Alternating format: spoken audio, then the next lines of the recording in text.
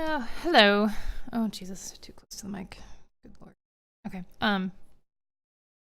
Anyway, I wanted to do the Sunless Skies event, and I wanted to do more of it yesterday, but do some things for school, and I love that command isn't working. That's what I like to see. Oh, good. Oh, there it goes. All right. That was laggy. All right. So got about 36 minutes left, so we're gonna get to it. That's at least 36 more pounds, right? All right.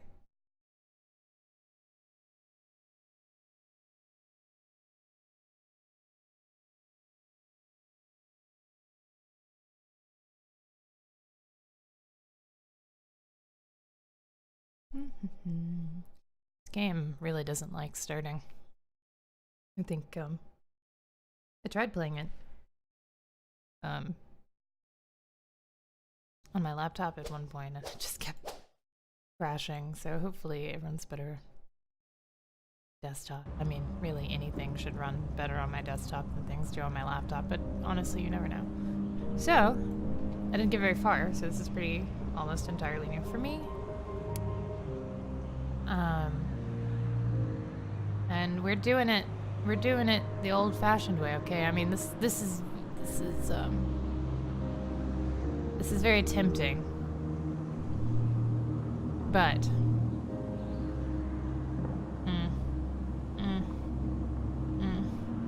whatever. We're doing it the old-fashioned way, which probably means that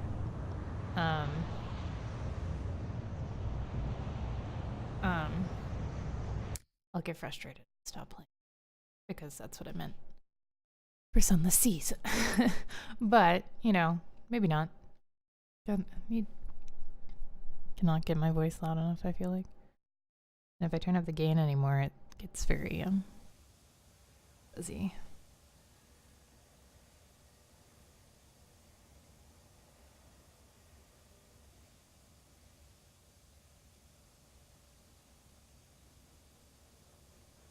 I'll probably still play more after the event is over, but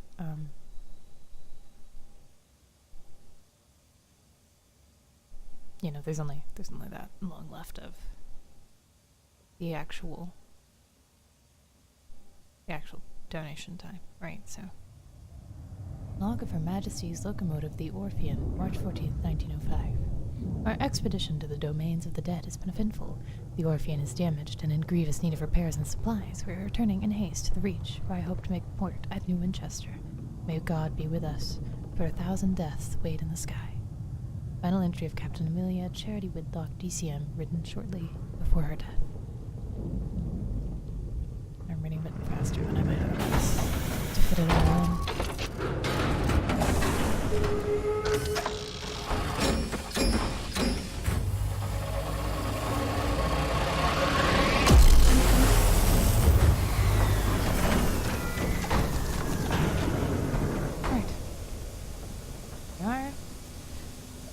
This is much harder to control.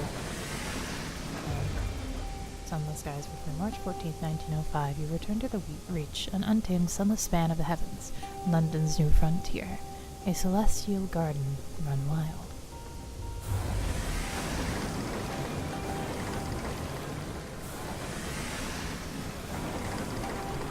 I can already tell you that I'm really bad at trying to shoot these. I probably should have turned on aim assistance, but this is where we are, so... Did I go the wrong way? Apparently I did.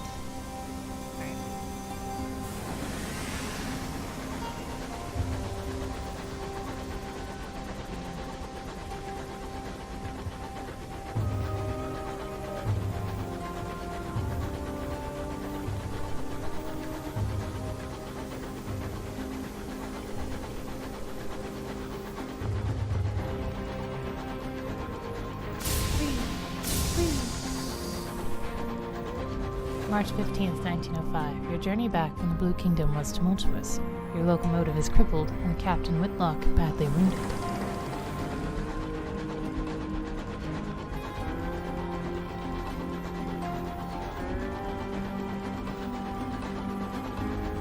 If none of you have seen Sunless Skies or Sunless Seas before, it's based off of the Fallen London universe, which is a browser game by Fail Better Games. Whoops, sorry. Anyway, as first officer, we're trying to keep Captain Whitlock safe.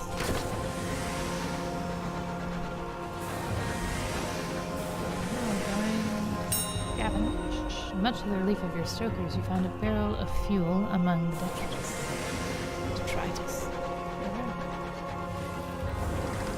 A rectress here, less fortunate even than you. We should scavenge her for repairs. The wreck hangs in the sky, pocked with recent gunfire. The wreck of the Ozymandias. You and the boarding party don your sky suits, garments of waxed canvas lined with felt to protect against the cold of the sky. Two of the crews are whispering as they dress. What business did Captain Whitlock have in the Blue Kingdom anyway? Why the devil did we trespass on the districts of the dead? You silence him. Now's not the time. Leap across the wreck. The gap between the two engines isn't wide, but the endless fathoms of heaven gape beneath it. Leading the way, you jump. Your stomach lurches with vertigo as the stars place above you and below. The air of the heavens is thin and torn by unpredictable winds. Then your boots hit the running board of the Ozymandias and your leather-gloved hands fumble for a hold. One of your companions throws you a line and you lash the two engines together. Only then do the rest of your boarding party follow you. One of them forces open an exterior hatch and you clamber inside. Your interior is cold, unlit, and whistles with wind. Your party's lamps spread buttery light over the narrow, paneled passages. You make your way towards the hold, stepping over bodies crumpled in the corridor. Unfortunately, your way is blocked. The bulkhead has been mangled inward by a well-aimed barrage. So I can clear the obstruction away and locate a length of pipe to use as a pry bar. Or we can go on a more precarious path. And go at the back of the Ozymandias' hull, climb past the blockage and enter through a window on the far side and do so carefully. We're going to go on a more precarious path, just for fun. Plus I like veils better than I do iron. Success. A memory. The rest of the boarding party follow you without enthusiasm. You recall the first time you climbed outside an engine, helping the captain fix a leak in an exterior pipe. The wind had shrieked, buffeting at you. You asked the captain what would happen if you slipped. You fall. He answered tersely. But where to? You asked. She looked down, then up, then back. The sky's depth spired all about you. Away, she said, and you heard her fear. Back in the present, you tumble back into the Ozymandias through a shattered window. Your party will spill in after you, glad to be back inside. You've reached the Ozymandias' hold, a ruin of smashed cargo and spilled supplies. Hopefully, somewhere amidst the detritus, you can find parts to repair the Orphean and restock your stores. Conduct a thorough search. Find enough food and gear to restock your supplies, and enough spare parts to make necessary repairs to the Orphean. The food will need to be thoroughly thawed, of course, but you've eaten worse in the skies. Oh ho! Cries one of your party, prying the lid off of a long grate. Holds a cannon, still nestled in straw. Another crewman pulls a battered birdcage from a pile of cargo. Within the cage, something winged and furry opens a sullen eye. You examine your finds. For supplies, 15 hull. The Ozymandias. Amidst a long, juddering creek, your boarding party exchanged nervous glances. From the chaos of its hold, you have retrieved repairs and supplies and discovered some useful equipment, a gun that could be mounted on your locomotive, and an educated bat. We are, of course, liberating a diffident bat and employing it as a scout. First. The bat treats its rescue as an inconvenience, and immediately begins haggling over pay. You offer to put it back in its damn cage and leave it on the Ozymandias, at which point it becomes more polite. You doubt it will last. And now we get the cannon. The Cotterell and Hathersage Jerusalem fires single shells to a good range, more or less accurately. You order 2 of your party to get it back to your vessel and fit it immediately. The Ozymandias groans again. The structure shudders spasmodically. The Ozymandias emits a long, juddering creak. Your boarding party exchanged nervous glances. From the chaos of its hold, you have retrieved repairs and supplies and discovered some useful equipment, a gun that could be mounted on the locomotive, and an educated bat. You might find more fuel there, but you'd better hurry.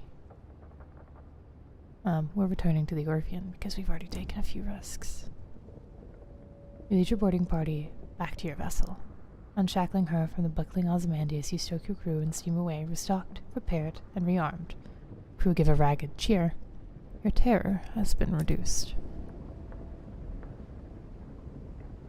Oh, that costs supplies now? That's annoying. And compared to the Sunless Skies. Unless that costed supplies then that would explain a lot, because I was already always constantly spamming my bat. The walls summoned by Captain Whitlock. The walls of the captain's cabin are lined with a hodgepodge of curios from across the sky. Captain Whitlock lies in bed. Black marks cover her skin like a monstrous brand. When she coughs, coils of acrid smoke pour from her lungs. Inquire after the captain's injuries. The locomotive's doctor attends her. His lips are tight. The word of living fire pursued the Orphean across the Blue Kingdom.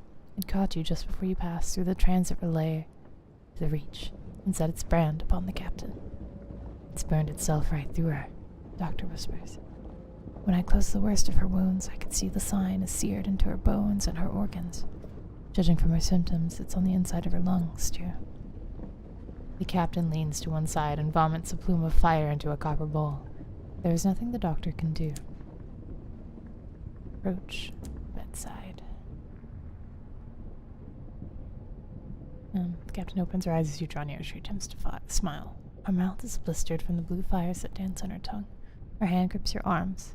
Her skin is hot as a kettle. Made arrangements. The Orphean will be yours. Her voice is just a rasp of burned meat breath. Promise. She breaks off to scream a word in a language that was not made for human mouths. As she resumed speaking English, she is weaker. Her request, little more than a gasp. Promise me one last service. Promise. Promise her you will obey her to her last command. Whatever it is, you'll see it done. No sense distressing her more by thinking I'm not going to do her promise. She sings back, relieved. All in my will, she gasps. Be it better. She breaks off as the sigils burned into her bones flare, glowing cherry red through her flesh and skin. Better, Captain, than I. The effort exhausts her. She sinks back into the scorched pillows in a twisting, frantic fever. The walls of the captain's cabin are lined with a hodgepodge of curios from across the sky. Captain Whitlock lies in bed. Black marks cover her skin like a monstrous brand. When she coughs, coils of acrid smoke pour from her lungs. I take my leave. Other business. You leave the cabin and the scorched stink of its air behind and return to the bridge. New Winchester is further than you'd like, and the captain hasn't long left. Now we have to pretend that I can shoot things. This is so hard. I'm so bad at this.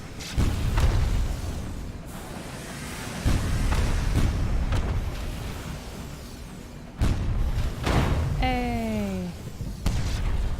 Hey!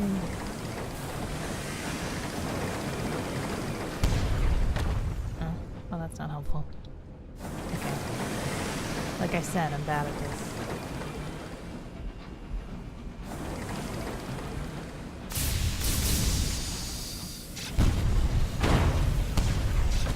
Oops. Yay!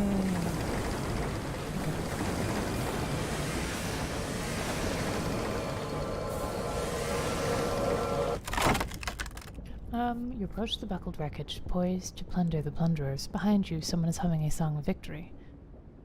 We can raid the remains, and we don't need repairs, do we? So, ill-got gains. Your boarding party returns with wallets and watches, cufflinks, lockets, and keepsakes. You store them in a safe to be pawned if you make it back to port. Oh. Run to the wall. Thanks muchly. Alright. Now where the hell? Winchester.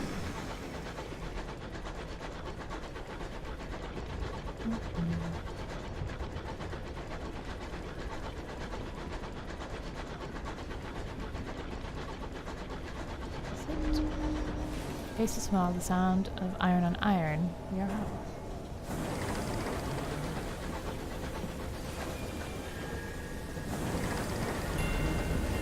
Winchester, and the poor captain, the crew crowd to the windows.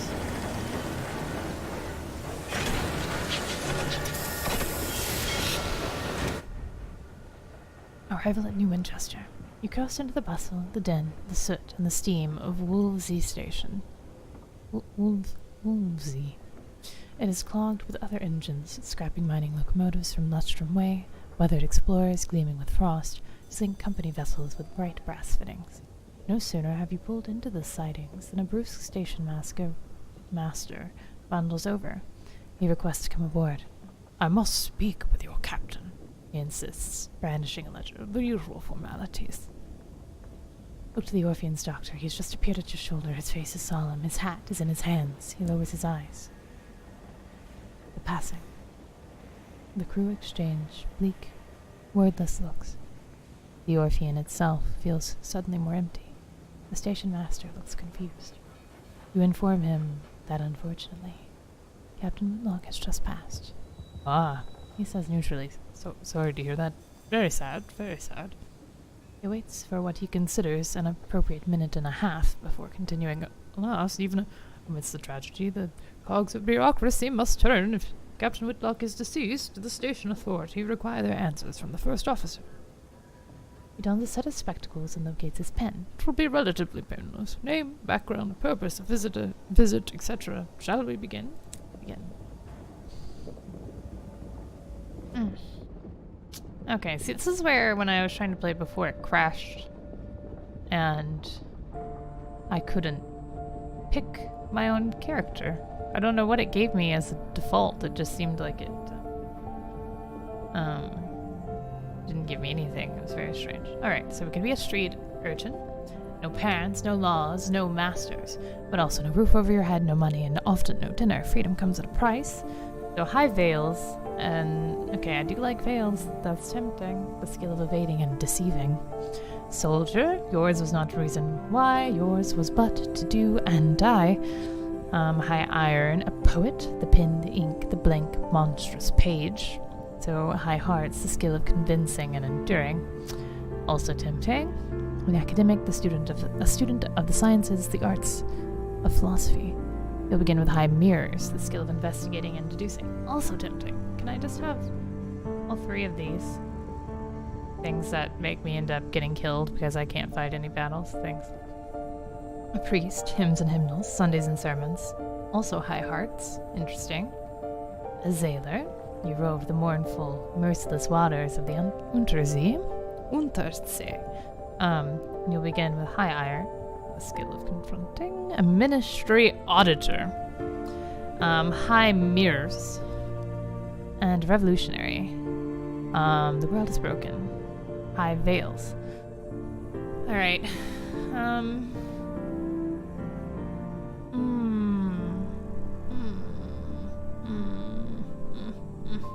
So high mirrors, high veils, or high heart. I don't care about iron. Iron can go hang itself. Okay, so I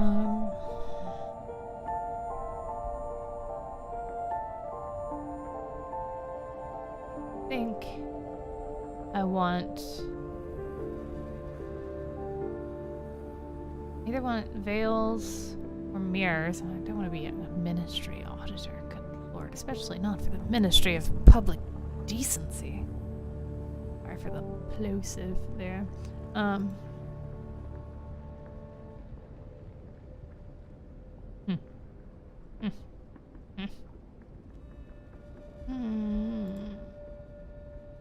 We're gonna do veils. We're gonna be a revolutionary. How's that? Alright. You were a revolutionary. The law offered you no protection. The engines of the state were set against that which you knew to be just.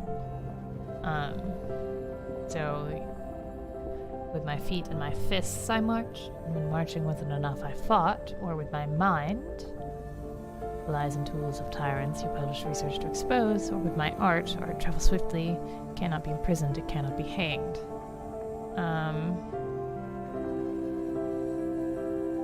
So... And does it change what that affiliates you with? Hold on. What is that? Oh, well, everything affiliates you with the establishment, apparently. What does the urchin do? That's interesting. Villainy, villainy, villainy. Alright. Poet. Bohemia, Bohemia, Bohemia. So revolutionary is really the only one with much different choice. Do you want to... I always like doing the mirror stuff, so we're gonna be affiliated with the Academy. What do we want? We want wealth. I want a comfortable retirement, and by comfortable you mean extravagant. Many have made their fortunes out among the stars, many more have failed, broken and lost in the drifting night. Will you be different? To win, gather a substantial retirement fund. Fame, you will immortalize your exploits in the songs of the sky. For centuries, people have launched themselves into the unknown in the hope of making a name for yourself. You are sure you'll succeed. After all, you never heard of anyone who didn't. Okay. Stories. And then... Even the stars have secrets, but they won't keep them from you. A message from an old friend begins an unwise quest to learn the secret that the stars hide. What drives you? Curiosity? Justice? Insolence? Whatever it is, it will be tested. Alright. Let's do fame. Alright. Well, I need to get rid of the hat so I can see my hair. Thank you.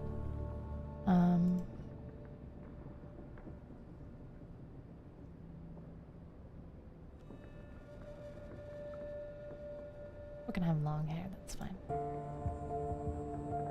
Ooh. Okay.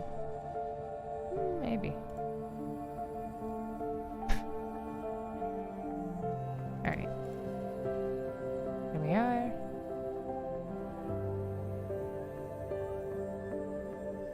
Five is pretty good. 6. Pointy.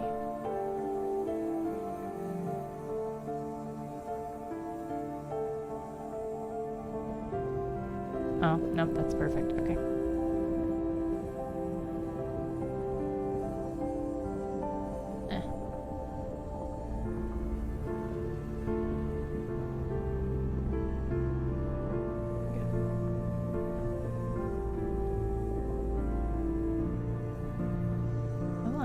Cool coat. Okay. What about a dress? What do you like to be? Let's be a comrade. Alright. Comrade runoff. That's me. Alright. Continue.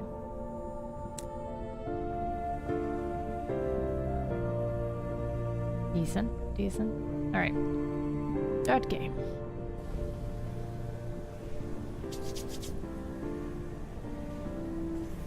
Garden of Heaven achievement unlocked.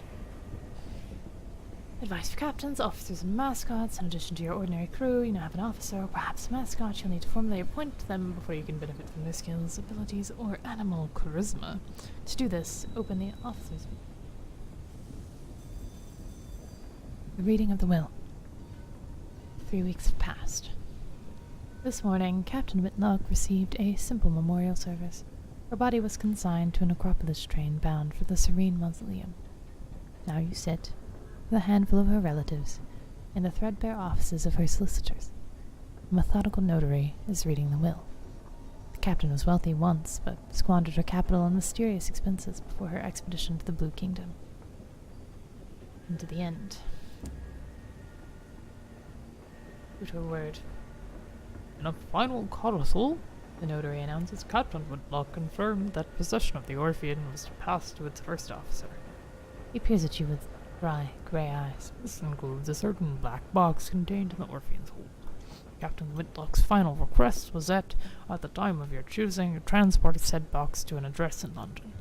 He hands you an address card. and deposit it there.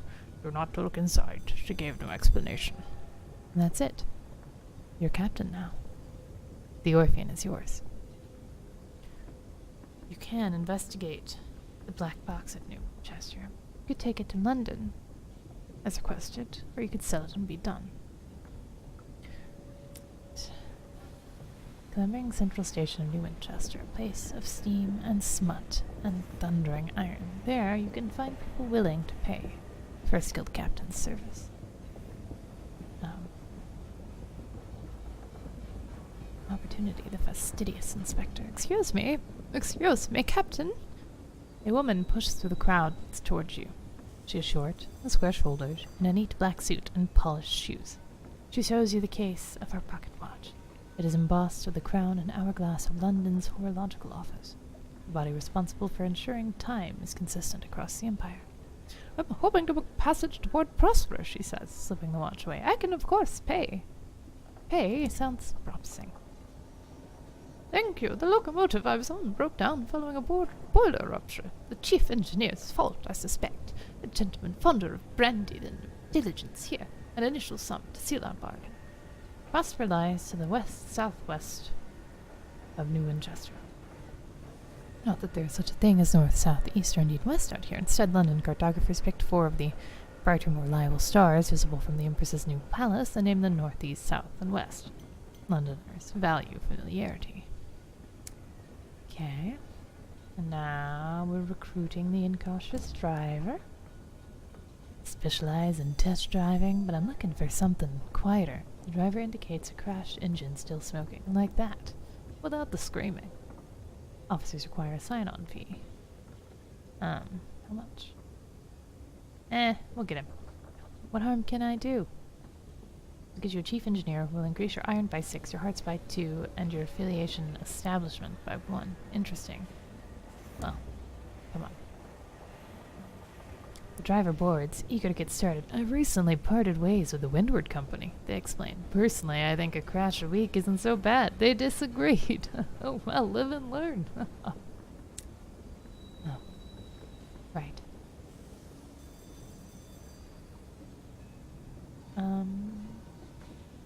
Captain? The Song of the Sky looms in your mind, an unfinished monument. Under your ambition. Take advantage of a quiet moment to pull out your journal. The blank page sits before you, smug and unblemished. The horror. At last, inspiration strikes. You need fresh material. That's the ticket. Go out and explore the high wilderness. Gather sky stories and tales of terror. Right. Okay. Investigate the black box. Will described it only as a black box, a description you consider to be an unhelpful understatement. It is a casket of black basalt, longer than you are tall, unadorned, with a single small recess that contains a keyhole. The thing must weigh most of a ton. It stands upright in a corner of the hole, where the crew have pushed it out of the way. Try and remember when Captain Whitlock acquired the box. Captain Whitlock had it brought on board just before your ill-fated expedition to the Blue Kingdom. It was empty then. You know because you saw the lid and the box carried on board separately and assembled in the hold. It is not empty now. It is sealed, and even heavier than before. But you left for the Blue Kingdom shortly after the box was delivered, and made no stops on the way. So whatever is inside the box now, Captain Whitlock found it in the Blue Kingdom. Examine the box. It has the dimensions of a sarcophagus plundered from the tomb of some forgotten prince of Egypt. Closed fast. There are no carvings or inscriptions on it. The join where the lid meets the body is too thin to admit even a knife blade. There are no holes by which light or air might find their way in. It is impossible to see inside without opening. Even the keyhole has been engineered in such a way as to prevent peeking. The recess with the keyhole, though, as far as you can determine, that is a more recent addition to the box. The stone has been drilled and chiseled away to create space for a modern metal lock. Okay. I'm not selling it. The last request of Captain Amelia Whitlock was for the box to be transported to a specific address in London. Yeah. Whatever. No. Alright. Explore the city. Successful Skyflyers found their expeditions by dabbling in trade. Porter at the station advises you to visit the nearby pub, The Promise of Days, and talk to the seasoned captains there. They keep their ears to the ground. They'll know about an opportunity or two. Okay. Visit The Promise Days. Okay, the smoggy, clanking, singing, stamping, thronging, frantic heart of the Reach. Never-expanding port of soot-smudged glass and bright steel spilling across a drifting, mist-wrapped archipelago. Its factories thunder. Its engine sheds ring with hammers and hiss with steam. Locomotives chug into sidings for repair, or flare across the sky and away into the high wilderness. Visit the Promise of Days. Old pistons gleam on the walls. The shelves are crowded with mementos from across the sky. The clientele raise their voices to be heard about the comforting clamor of the adjacent engine yards. Introduce yourself to the seasoned captains. 4 are gathered at their usual table. The masked citizen, a libertine, polymath, and pioneer of the neo-nocturnal artistic school. Thank you. Have good drive to work. Have good work time.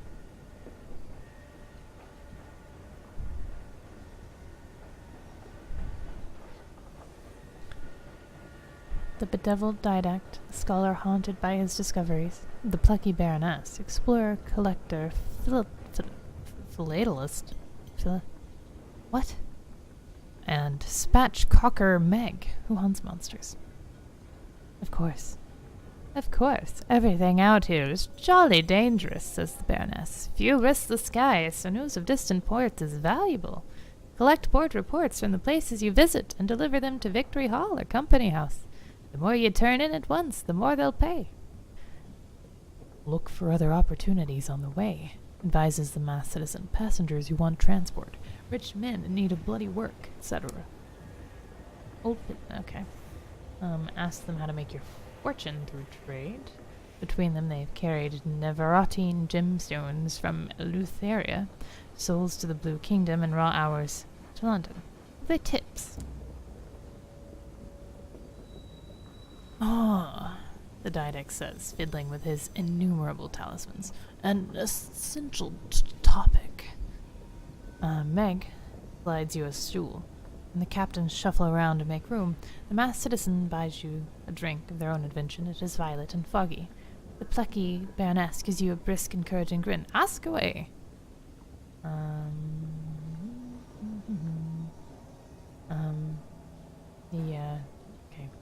Trading opportunity. Ask them if they know of a good prospect available.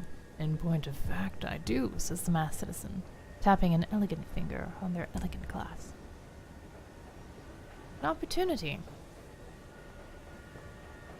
The host at Magdalene's needs an urgent delivery of seeds, paying a pretty penny, too. If I were you, I'd get to the bazaar straight away, put my mark against it. Mag grunts. Broker in Port Avon is selling cheap seeds. Even. Chirpy chap. God knows why. His face looks like it's been pushed through a mangle. An opportunity. Port Avon lies to the north of New Winchester, and Magdalene's lies to the southwest of New Winchester. Accept this prospect from the bazaar if you haven't already, and buy seeds from the bazaar in Port Avon and sell them at Magdalene. Okay. Alright. Bargains. Learn about affiliation. Okay. I am actually interested in this because it's new. As a parasite on this. Alright. Nepotism. Meg laughs, a noise like a sneeze crossed the ricochet. It ain't who you is. It's who you know, innit? Nepotism. Taps her broken nose. Quite. The masked citizen remarks, the wider your circles, the more advantageous the opportunities that will present themselves. A wise captain makes the most of them. As your captain increases in level, your affiliations increase. Academy, Bohemia, Establishment, and Villainy. They will unlock new, more rewarding bargains and prospects. Affiliations allow your next captain to inherit certain resources, should the unthinkable happen. Alright. Okay. Need a subject. Okay, I'm done. Alright, so we need to go to the bazaar. How do I do that here? How goes the war? Well, we'll start about that. The slow-burning war for the Reach forms the backdrop to daily life in New Winchester. Citizens wishing to keep up with developments in the war turn to the New Gazette.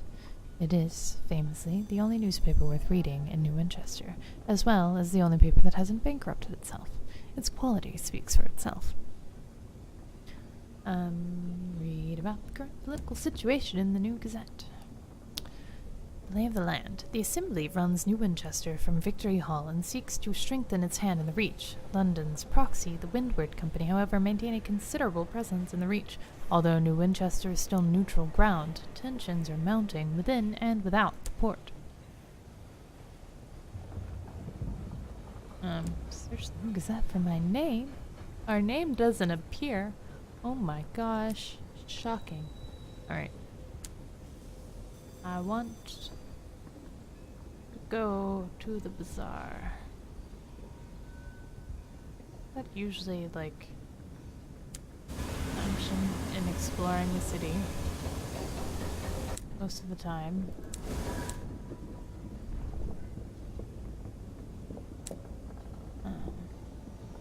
No.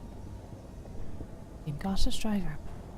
The driver has no tolerance for uneventful voyages. When not on duty, they stare through the stained glass windows as if willing excitement to ride in on waves of disaster.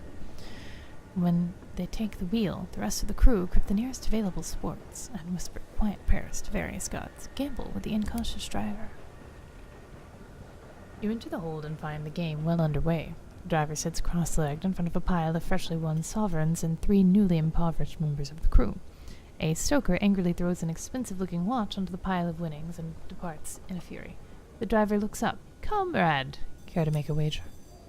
The driver deals with the cards between the players. The cook and the crewman, whose name you can't place at the moment, watch each other with barely disguised suspicion. Behind you, a small crowd gathers to see their captain's coin. Fuck it. Play a round of cards. We fucking won. Alright. Spread your cards out. The driver plays with instinct rather than strategy, betting everything on what turns out to be a terrible hand. Your luck is stronger. An entire royal succession stares up from the table. The other competitors can only grumble as you claim the pot. I hear you used to be a test driver, says the quartermaster. The driver nods. You never have it, though. As a child, I loved my train. Very ordered. A safe little space, where they could go round and round and nothing could go wrong. It was only after the crash that I realized I needed more. I suppose surviving that taught me that there was more to living than simply being alive. Another round? Hold on. I'm gonna change my title since the event's over now.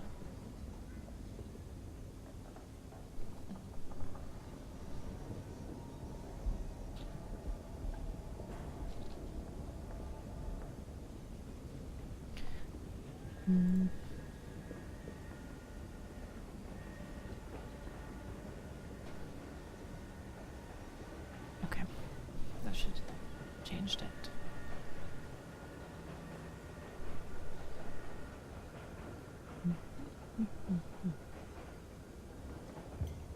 Yeah, alright.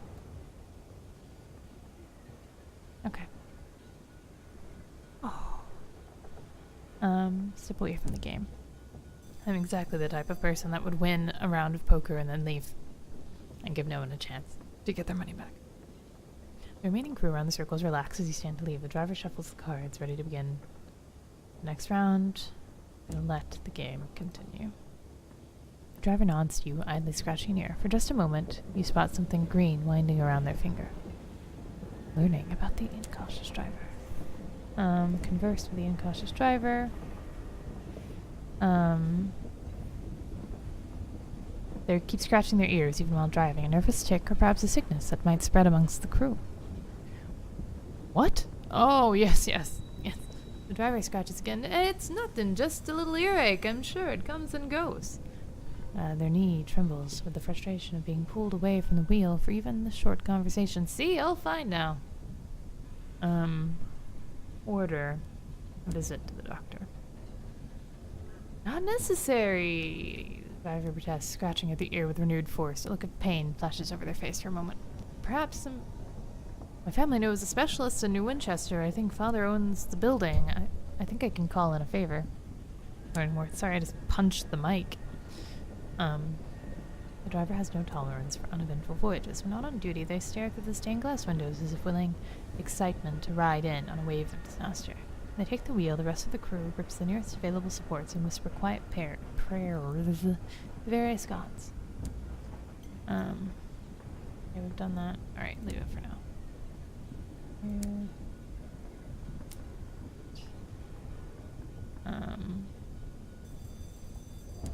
Or the city. Escort the incautious driver to their family doctor.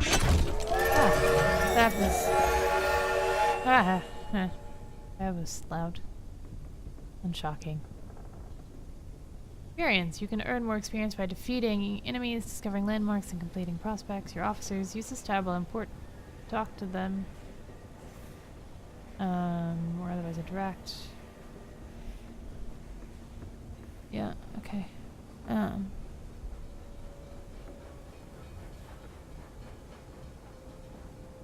Anyway. Oh, I have to go to get it now. Okay. An immediate appointment. While the doctor conducts her examination, the driver asks you to update their old records with their current employment. Take a moment's pleasure in the driver's ridiculous middle name and pass over the field on gender, straightforwardly crossed out. Their address was last an eye-raisingly prestigious New Winchester townhouse. You amend it to the name of your locomotive. Oh, the doctor says, peering into the driver's ear. a case of verdancy. A fungal colonization of the brain, not uncommon in freaks. You've noticed uncharacteristic impulses, changes in behavior? She eyes the driver's sky suit and scars. The driver nods. Yes, the spores root deeply in the brain. Attempting to extract them have had less than satisfactory results. I'm afraid the best prescription is to entertain them. Take them where they want to go, see the things they want to see. Typically, a little travel does the job, just soon lose interest. Interesting. Alright. Shops. Bazaar.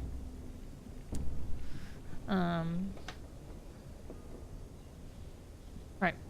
Seeds for Magdalene's. Magdalene's provides comfort and sympathy to the weary skyfarer. Its host will tell you any lie you need to hear. Some of those lies require flowers. The amenable host wants up to 3 sacks of verdant seeds and will pay 80 sovereigns for each. Magdalene's lies to the southwest of New Winchester. Got it.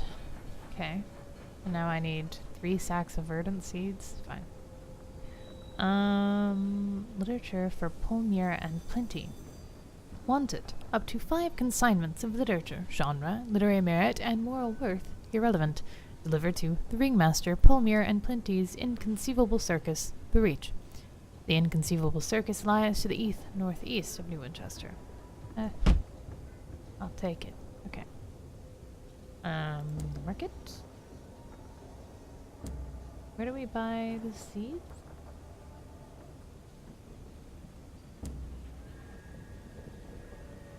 We have to go to Avon or something to buy the seeds, right? I don't remember now. Where is trading opportunity? Right. Purchase 3 sacks of verdant seeds from the bazaar at Port Avon. Port Avon is to the north of Winchester. Alright. I think we're ready to go. So let's go north. And try not to die.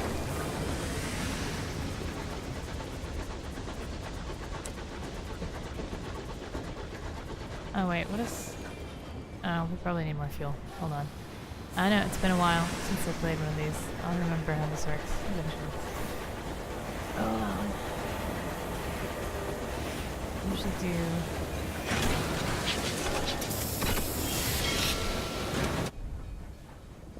shops.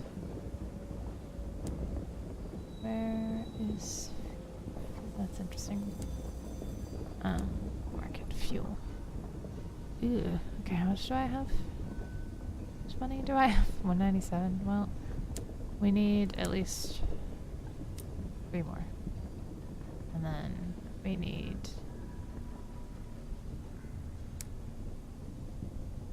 Gosh, okay. We're not gonna have enough money to buy the freaking verdant seeds. Well, you know, I think we can live without the food. So we're gonna do 3 of those and go on with life. Alright. Of course, maybe we can't live without the food. I'm not sure what the hunger rates are on this. Next.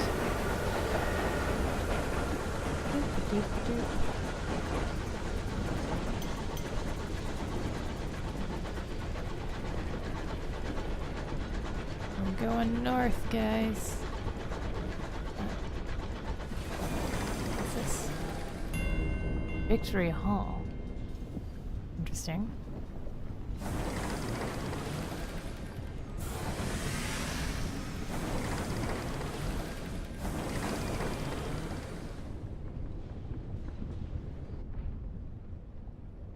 The Assembly, a coalition of independent-minded settlers, colloquially called Tacites, gather and argue here, deliver port reports here to receive rewards, and win the Tacites' favor. Visit Victory Hall. Raised voices in the wake of the blockade of New Winchester, this magnificence of glass and steel houses the colonial assembly. Raised in the wake... Okay. Take a look around. Thank you. The music of democracy. Today, the chambers of Victoria Hall echo with shouting. The assembly is in session, and outraged roars descend from the boardroom to the palatial lobby. A discreet functionary escorts you from the premises before you hear anything too juicy. You're a captain, aren't you? She inquires once you're safely outside. If you want to be of service, bring us news from other ports. The Windward Company here have spies everywhere, and we need recent, accurate information of our own. Okay. Fine. Alright. Let's continue on our way. Can I go under this? Yes, we can. Alright. What's this?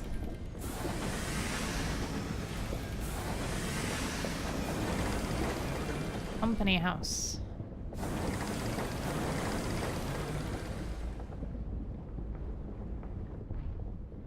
The local headquarters of the Windward Company. Wow, they're really far away from each other. London's proxy to reach. Deliver port reports here to receive wards and win the company's favor. Okay. The offices are cramped, typewriters ring, assistants scurry between desks, beleaguered managers struggle to make themselves heard over the hubbub. Eventually, a harried assistant makes you a cup of tea. I'm afraid everyone's busy today, but if you want to make yourself useful, we always need up-to-date reports on events beyond New Winchester. Bring them straight here, though, not to... He nods out the window towards Victory Hall, where the Colonial Assembly gathers. That lot. Queen and country and all that, eh? Alright. That's funny that they're both right there. Alright.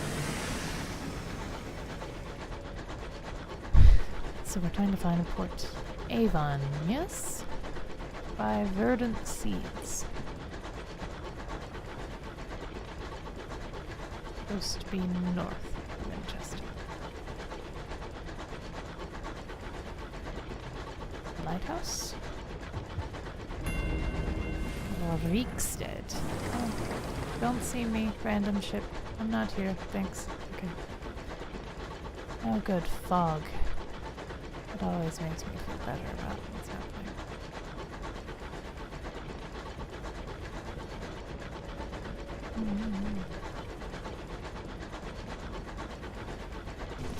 Check it. Is it a storm?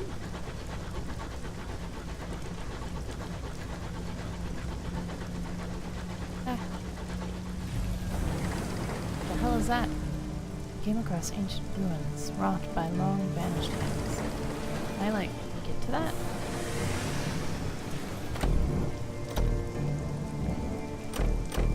Can I not do that yet? I guess not.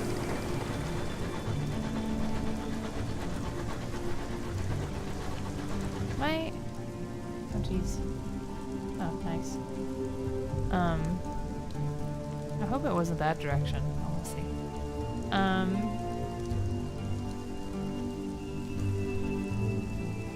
Oh, interesting. I did put my officers. Is he like actually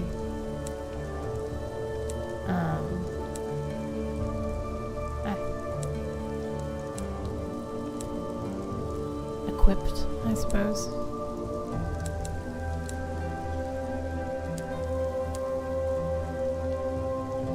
I guess so.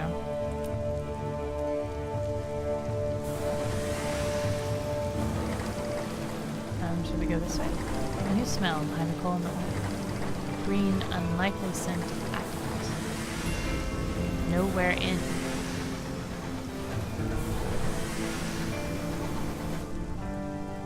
A stopped clock. The fastidious inspector approaches you in the galley. Captain, good day. I notice your ship's clock has stopped. Perhaps you'd permit me to repair it. She has a little case of tools and a hopeful expression.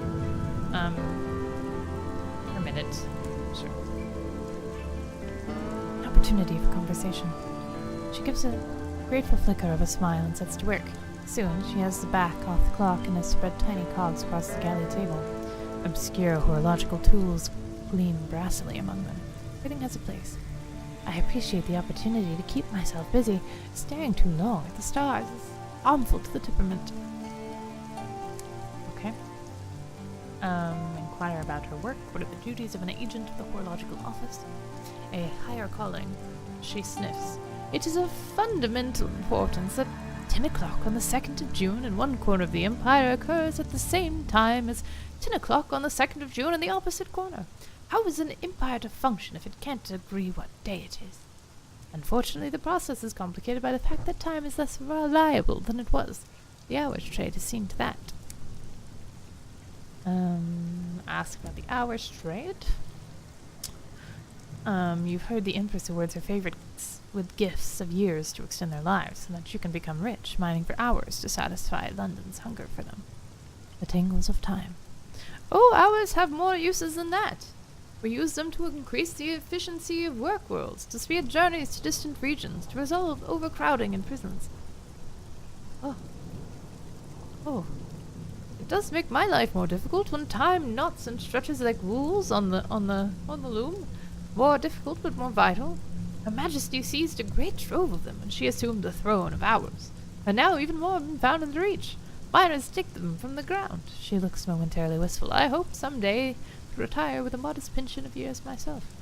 Prolong the better part of my retirement.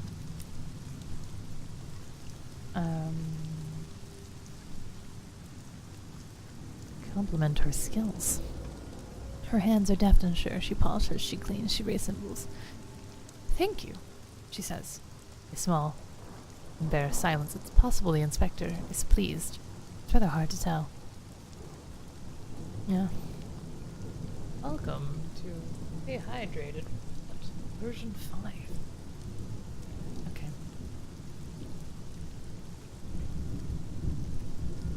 What? I don't care. Alright. Discuss the reach. Tis an uncouth splendor, but I miss Albion and the steady light of the clockwork sun. These sunless regions are so misty and quiet. She pauses. But critical.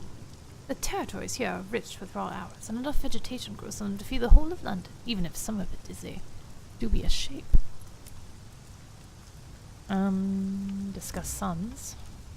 What happened to the Regis sun, and London has a man-made sun? How did Her Majesty defeat the old one? We warred and we won. It's not my area of expertise, I'm afraid. The suns made the law, they say. Now Her Majesty makes it. As for the Regis sun, she looks through the window at the lightless, stirring mists. I don't know. Do suns grow old? Do they die of natural causes? I think that would probably be better than the alternative, wouldn't it? Ask for news of London. The seat of the Empire lies in far-off Albion, where a man-made sun burns in the sky. Another sun blazed there once before Her renewed Majesty conquered it. Homesickness. London sits in her coat of smog. Courtiers squabble at the foot of the throne of ours, hoping to receive endowments of years. Meanwhile, hard-working civil servants labor to ensure everything runs as it should. Was there a touch of archness there? All is normal. I miss her, though. There's no city like London in all the skies, and Albion is very different from the Reach. Much more civilized. Well, so long as everything is civilized. Bid her good evening. Work to do. And you, Captain? I think I shall make a cup of tea. I'm shocked. Where is this? A new port. The crew are eager to see to the festival. Ah, okay, we declined Avon. Look at us. Finding places. Arriving at Port Avon. Behold, a ruin of giants. Gargantuan blocks jigsawed together, furred with moss and whispering with orchards. A bucolic village nestles amongst them. Smoke coils, daintily, from the chimneys. A leisurely game of cricket unfolds on the village green. Disembark. Okay, thanks, stay hydrated, bot. Did you have to come? I drank like a swallow of water, alright? Alright? Just leave me alone. Okay. A ramshackle dock juts into the sky beside a farmyard scattered with rusty locomotive parts. Plating, piping, a chugging motor with its innards exposed. An oily-faced, black-haired girl waves your locomotive into position. Welcome to Port Avon, she calls as you disembark. A rich nod of scents greets you. Leaves and wood smoke, enriched by an infrequent but pungent intrusion. Oh, sorry about that. Intrusions of goat. I'm still getting used to this mic. Port Avon welcomes new visitors, but your novelty will wear off the more time you spend there. When you visit in future, you may need to bring something to keep them friendly. Oh my. Okay. We're writing a port report. The locals are willing to update you on the news. Not much to share. Were it not for talk of smugglers and sky beasts, you could easily confuse this place for a village on the world you left behind. It's quite peaceful here, apart from some fuss over a newspaper delivery. The villagers frown and change the subject when you ask about it. Hand your reports in to the Indurate Veteran at Victory Hall or the Prudent Secretary at Company House in New Winchester to earn rewards. I haven't decided which faction I want to give things to yet, actually. I need 3. God, that's so expensive. Holy shit. Alright. Hopefully, but they're paying 80 per for it, right? So it's worth it. It's fine. An horticultural opportunity. A buoyant broker is selling sacks of verdant seeds. The floor of the Reach is dangerously fecund. Plant a seed, water it, give it a little light, and it'll sprout overnight. During transport, it is vital the sacks be stored in a cool, dark, dry place, where your hold is likely to become an impromptu shrubbery. Alright. Jesus. Oh, whoops. How do I get back to that? Oh.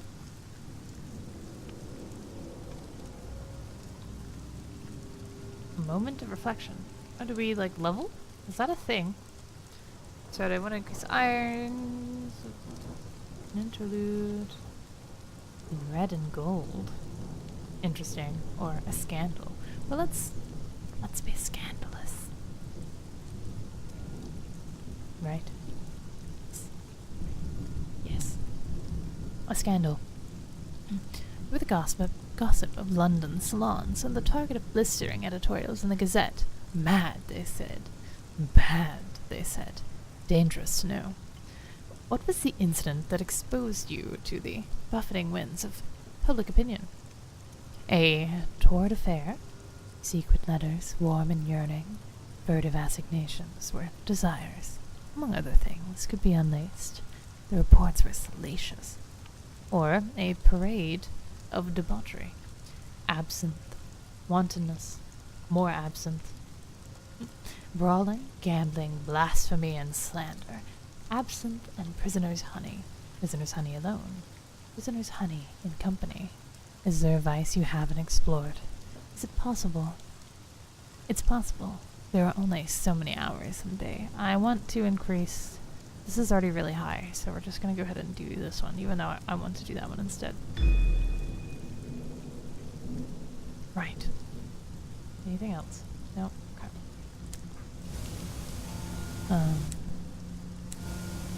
How did I get back into the city window? I don't remember. Oh god. I want to undock. I want to do things.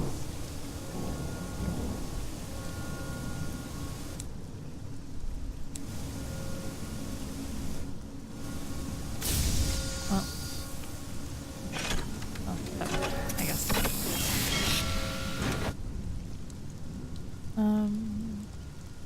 Ooh. Recruit a repentant. Okay. Hold on. I'll be right back because I have something to try that might stop the plosives. Hold on.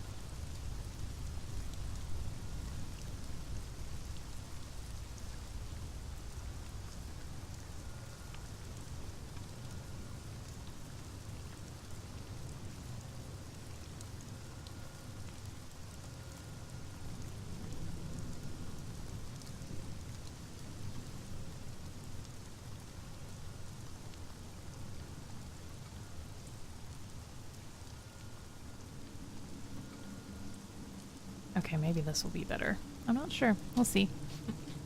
Alright. Recruit a repentant devil. Is looking for passage. Seems to be helping. How much money do I have left?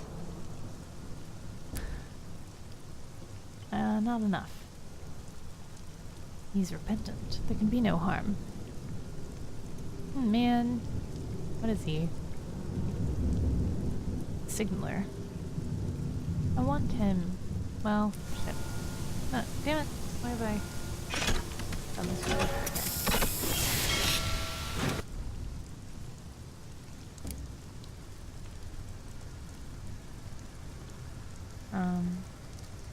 Alright. Now we need to go to Magdalene's. Reagan lies to the north of New Winchester, while Magdalene's lies to the southwest. Alright.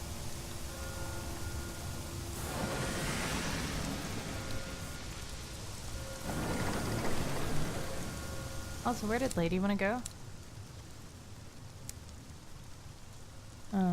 West, southwest. Okay.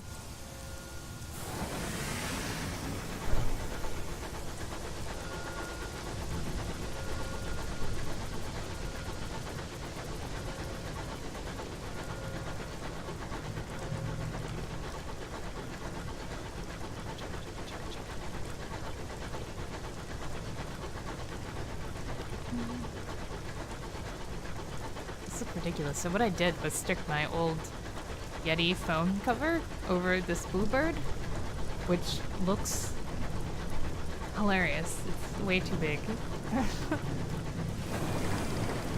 I do have, lights in the distance, the stoker begins to sing a ballad about the chimneys of New Winchester. Oh, we skipped my birthday by 1 day. How dare you? Oh. Oh.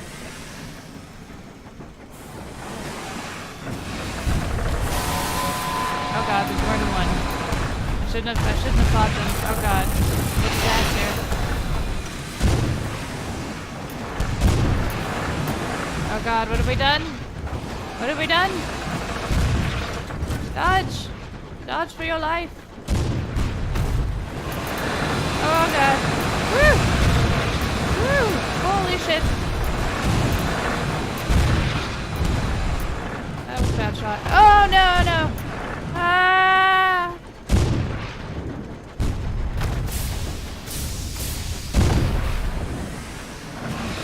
Oh no. I'm gonna die! No! Run away. Run away. Why have we done this? No. I thought they were bad guys. Oh god. Oh god.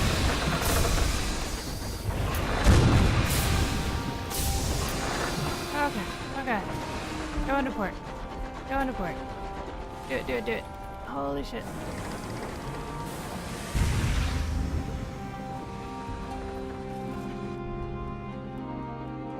Okay. Kindly leave now. Thanks. Holy fuck. Alright. I have like no money. Well, do we want to give them the port report, I guess, since we're here? Everyone gets money.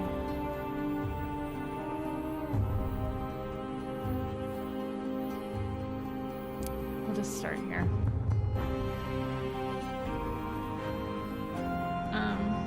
Whatever. Okay.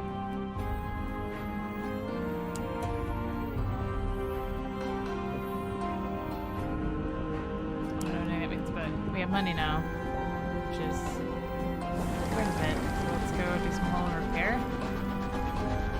Oh, Jesus Christ.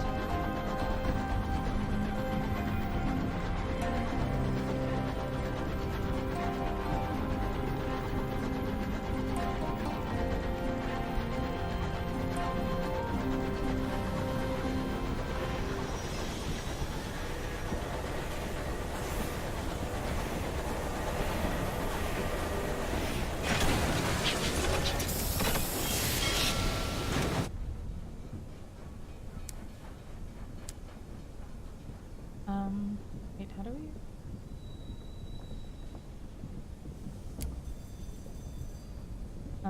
How much money? 3. Alright. And then...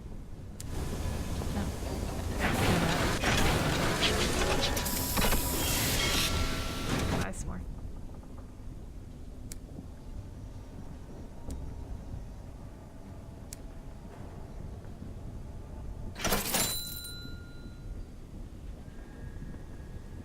Maybe. I think we'll be okay on food. It doesn't seem to burn as fast. Alright, let's go. Health, southwest.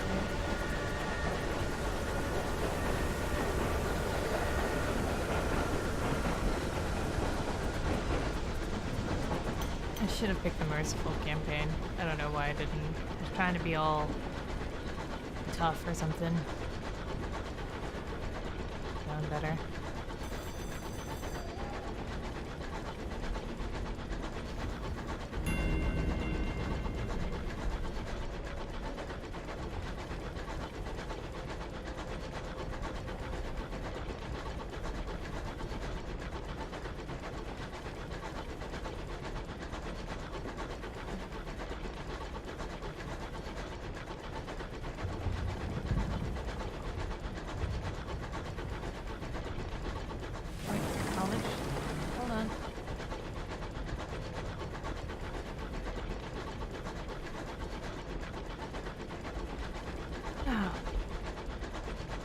Man, so this cold has been something, huh? Hasn't it?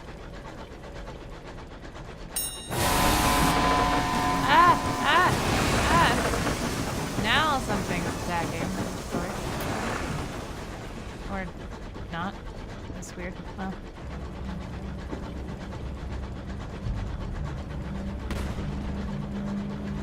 Freaking out up there. Bye!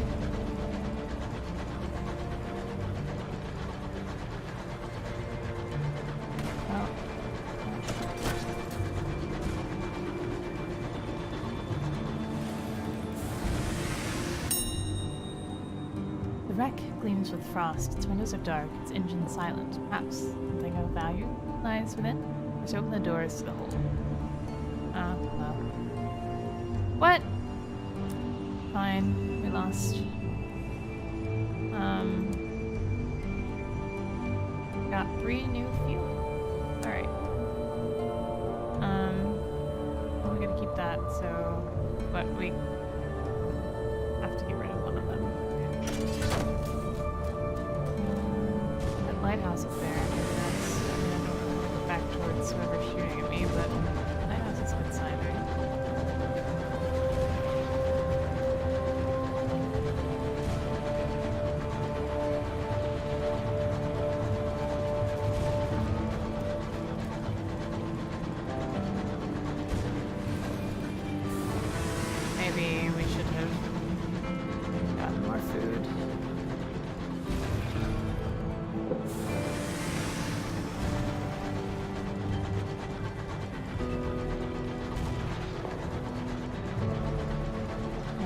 Yeah, that too.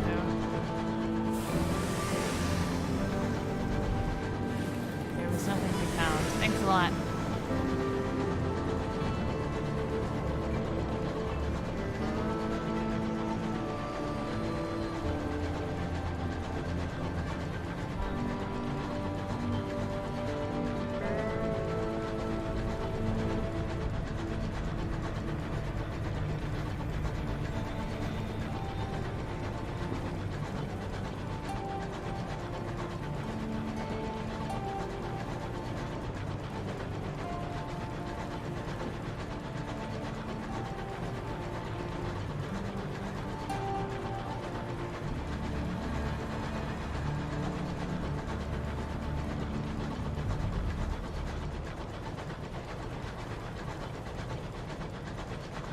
I'm gonna get so lost.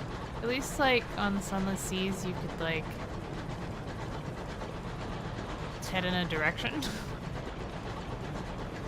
There weren't these contained paths like this. Oh my god, I'm so gonna die.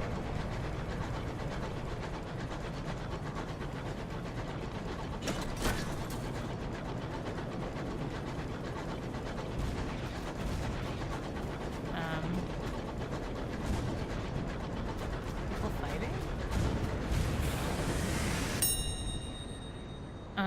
The wreck gleams with frost. Its windows are dark, its engine silent. Perhaps something of value lies within.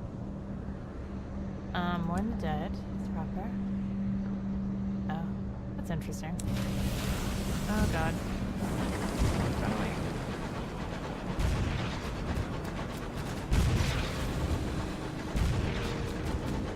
Hi, I'm not involved in this. Everyone. Oh, Magdalene. I believe we actually found it. Holy shit. I'm having way more luck finding stuff in this game than I ever did in Sunless Seas. What the fuck is that? Stay away from me, glowy fish thing. Okay. Birdfish. Glowy birdfish. Oh. Magdalene's is the closest thing many skyfarers have to a home. It offers services to alleviate the strain of life and to go to the stars. Glass spires of Magdalene's pierce the clouds like swords.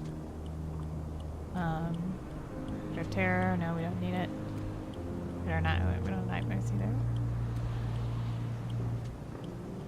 Magdalene's house of small coat. The glass spires of Magdalene's pierce the clouds like swords. Okay. Shadowed figures can be seen moving through the gleaming corridors, their identity obscured by the hued glass. Crowds of skyfarers, ministry officials, and merchants mill about the forecourt in varying degrees of distress. All watch the clock set on the great clock tower, waiting for their appointed hour. Going to write a court report. That's what we do. Magdalene's buzz with activity. Barely has the clock chimed, then a clamor goes up the front desk. Guests rushing to and from appointments. Lord Blink was seen in conversation with the amenable home. The East Wing was closed for general access all day. A certain distinguished admiral was seen with his second-in-command entering one of the chambers of regret. Several guests succumbed to an excess of sentimentality and were forcibly removed.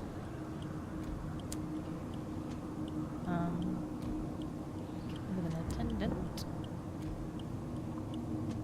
attendant in the foyer, or I suppose here it's a foyer, schedules appointments with the aid of a hefty daybook and a very accurate clock. They are eager to explain the procedures and the rules that govern here. This is a hospital for the spirit. Our staff will become the person you need.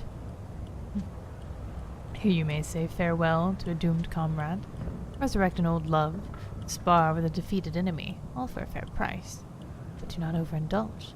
Our services are to heal, not to become an addiction.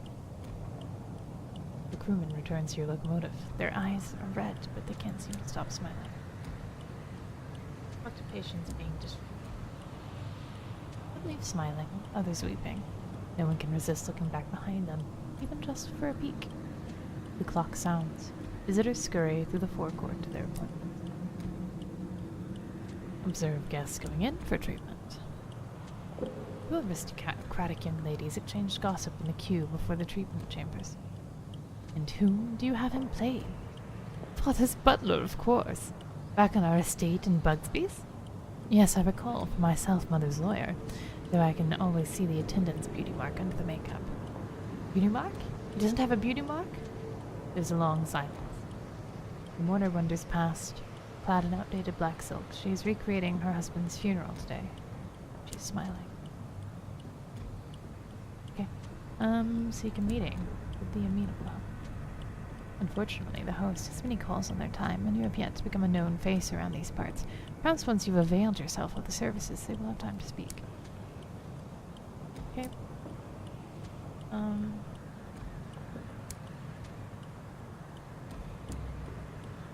Where am I supposed to do this again?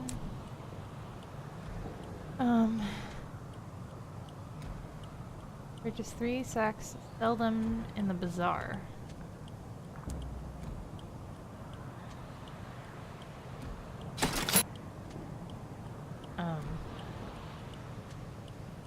Magdalene's provides comfort and sympathy to the weary skyfarer. Just what we needed, although I must admit I do miss roses. And lilies. And bluebells. Still, these celestial blooms have their own virtue. Some of them weep, you know. He pays you a generous gratuity. An extra 100 some.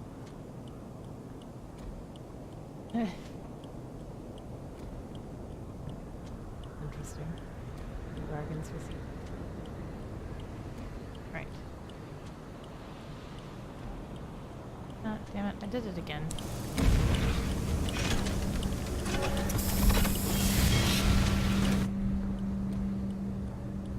Else.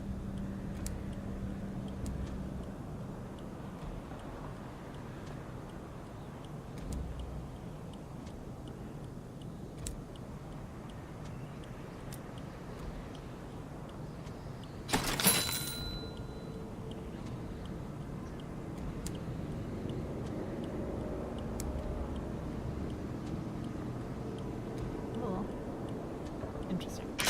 Alright, but now we need to go... Where does she want to go?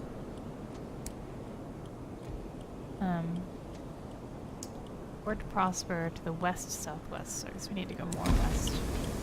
First we're gonna sit here and wait for all this stuff to come here.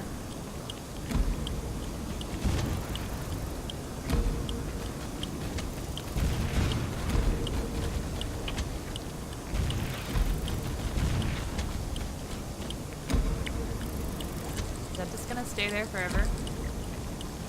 Fine. Fine.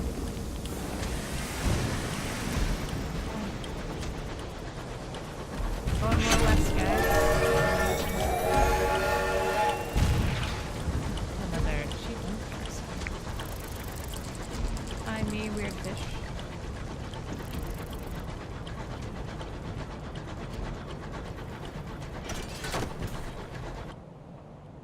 I've gone... Oh, the west.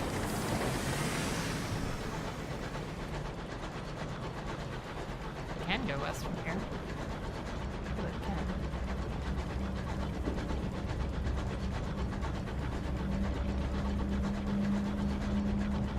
I don't know what that is on the edge of the screen, but I'm not particularly eager to find out.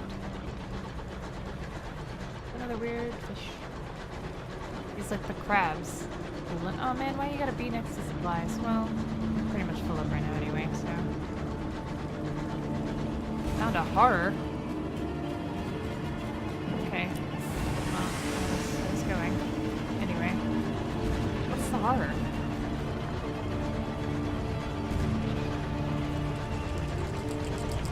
Hello, weird fish. Oh god. Nope. Leave me alone. Nope. I'm leaving. Nope. Ow. Okay, fine. Oh god. Oh my god, there's so many of them. Run away! Oh my god!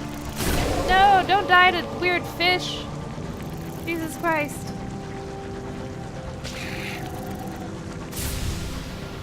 Oh my god.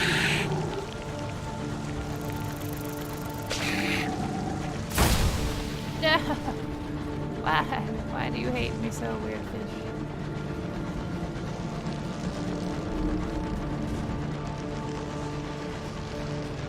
This might be a short first life for our first captain here. Whew.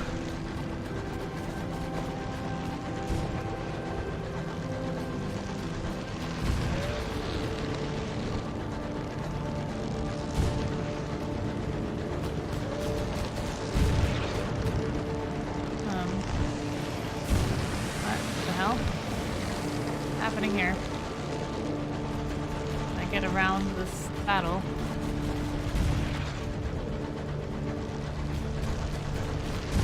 Don't mind me. I'm just a casual passerby.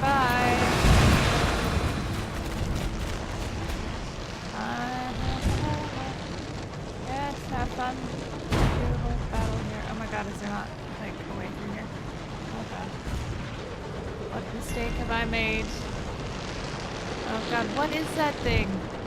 Holy shit. Oh no. Oh no. Oh no, I'm running into walls. This is just an all-around disaster. Fucking hell.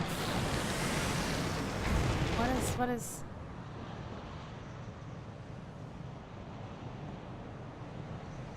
I don't want to go back through there. We probably should have gone up that way.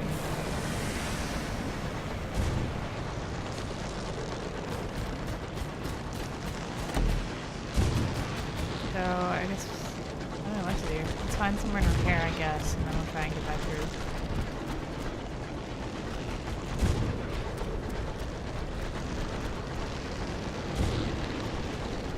Oh my god, where is somewhere to port?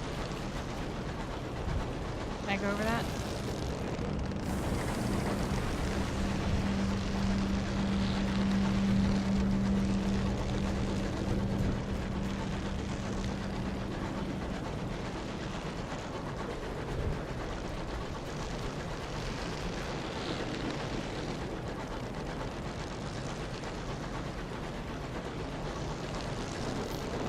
Salvage anything? Can I risk using the bat?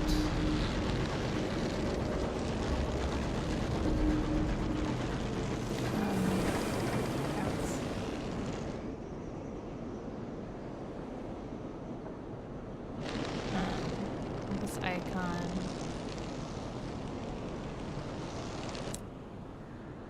You discover.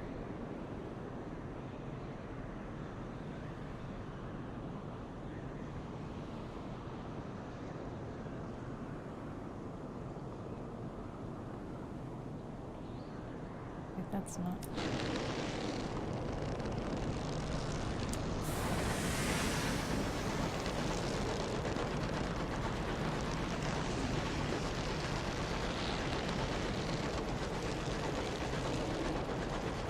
Did we just like wander into hard mode territory accidentally? Oh, we've done.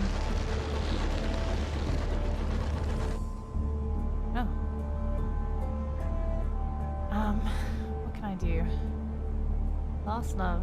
I guess we should increase our iron a little. So, we're gonna be scarred, okay. Came close that day to the death. Left its mark. What was it that nearly killed you? An attempt on my life? There is a bullet scar beside your heart. You have learned since to be more judicious in your choice of friends. Or a breached pipe, a jet of scalding steam. You spent a week on the brink, trapped in boiling dreams. The scars are still livid on your skin. Let's do that one. Alright. Damn it! No!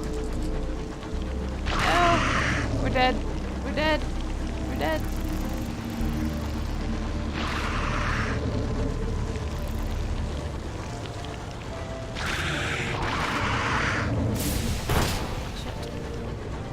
Oh god, we're dead, guys. It's coming. It's coming. Oh my god. Oh my god. Yeah, hit each other. Yeah. Don't hit me. Oh my god. Holy shit. No! Fuck. What? Okay. That's fine. Just explode for no reason. I'll accept that.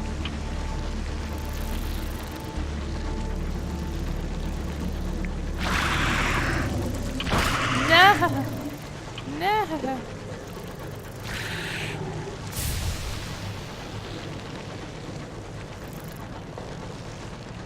Leave me alone.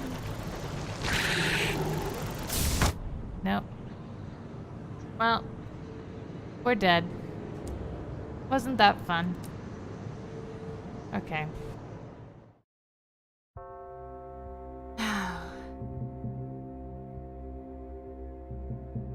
I managed to reclaim the Orphean.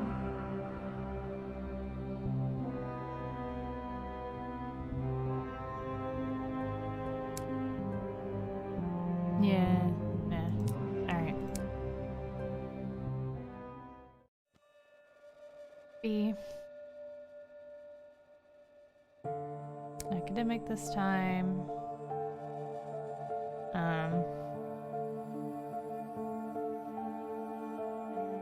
With high literature. Once the most indulgent of studies, now the most seditious. The Ministry of Public Decency has gutted the libraries. And we're still seeking fame.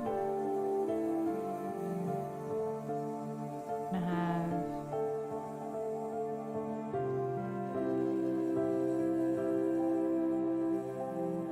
those.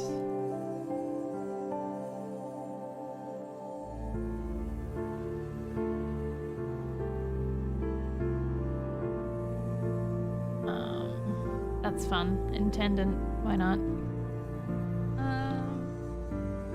We're just gonna be a runoff again, just to make everything very confusing.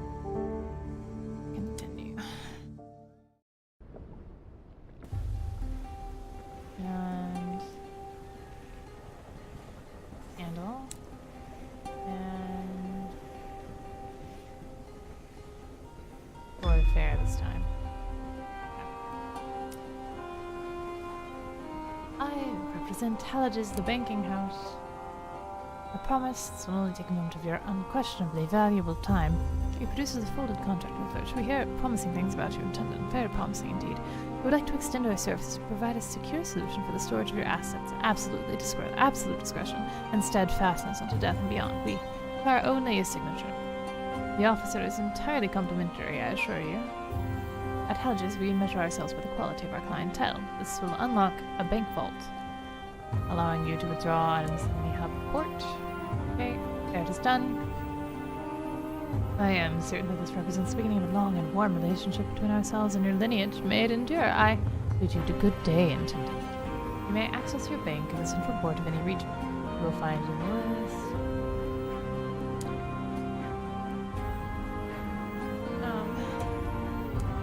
Getting you. Alright.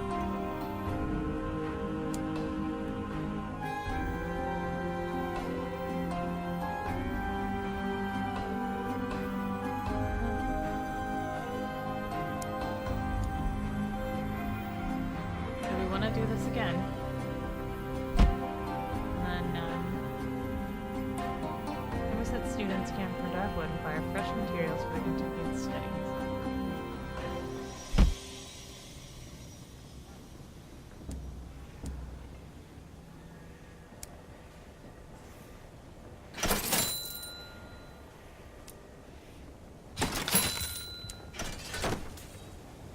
Run it again.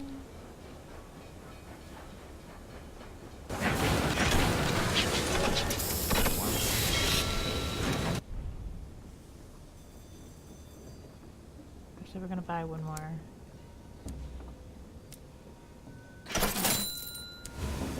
I just exited out again, so done. Do we want the incautious driver this time? I think I'm gonna wait to get the guy up top, actually. So, go to A-long very quickly. Again. Within the same spot. Questions though.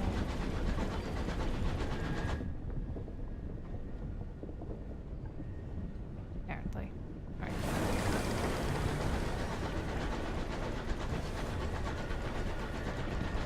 Avon we go. Once again, as an entirely different person. With the same name.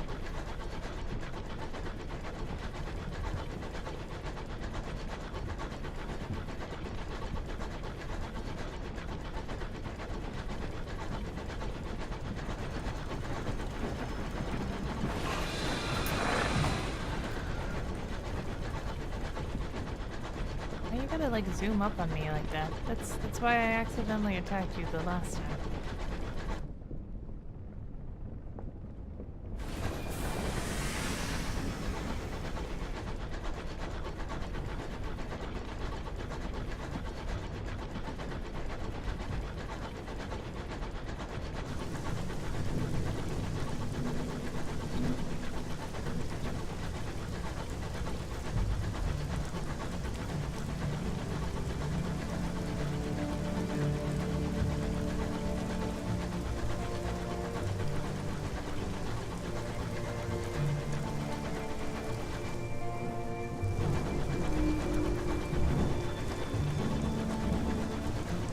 There it is.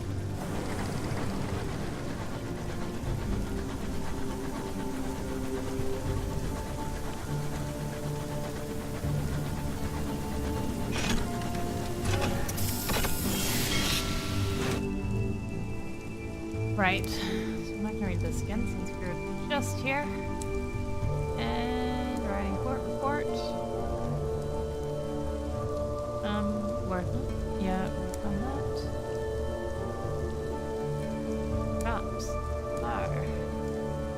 2,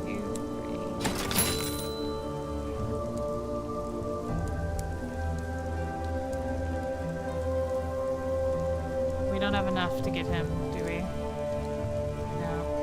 Okay. Oh shit. Every time I exit out of that. Every time. Alright.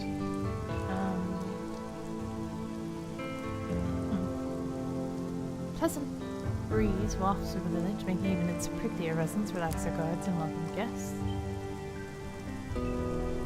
By cheap. They had a round of cricket. One of the teams is a person down, a rare chance to join the games. Nobody seems to remember how long this game has been going on, just that the score is now almost a formality. Play your part, and points are scored, yet by the time you leave it is no closer to an end. Nobody seems to mind. It is, after all, cricket.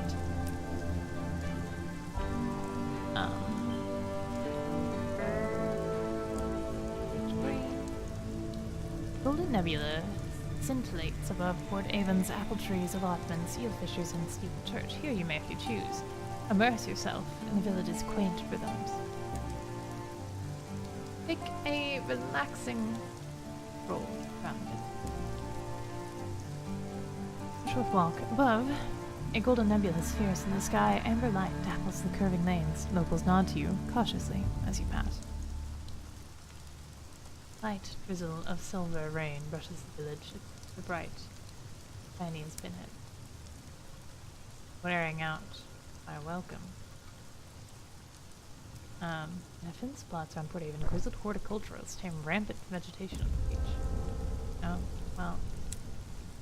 We got an uncanny specimen now, but free terror. We're going to leave before we fully wear out our welcome. Now, we're going to go back down to Magdalene. And then we're not going down to the creepy horror area this time.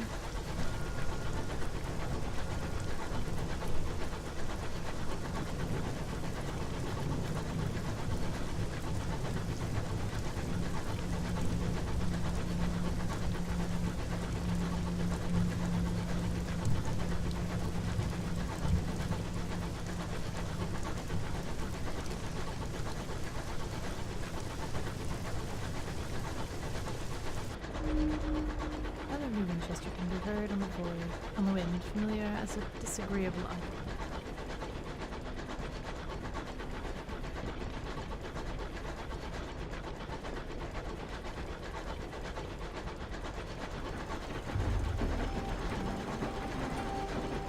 Gonna drop off our court report. But we're doing it for the new people, not the old feeling country, because we're stressed out a bit. That's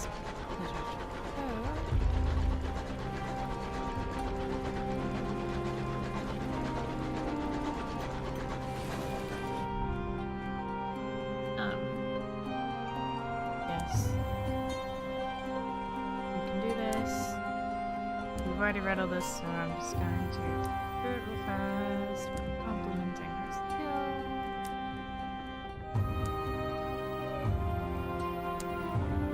Fine. Doc, thank you. Assembly visit. Deliver her reports.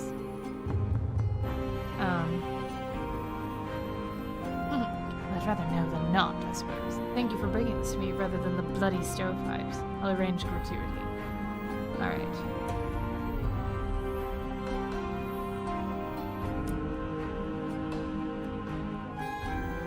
Chat with the injured veteran. Her skin is brown and her hair is beginning to gray. He wears a heavy, unbuttoned coat. Metals gleam in the shadows behind his staples. One half of her face is scarred from frostbite.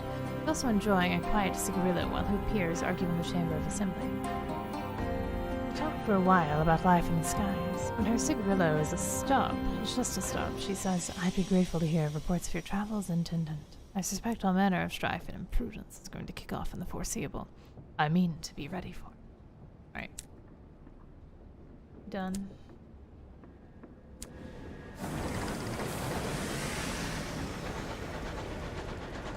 Going there. Go down, left, down.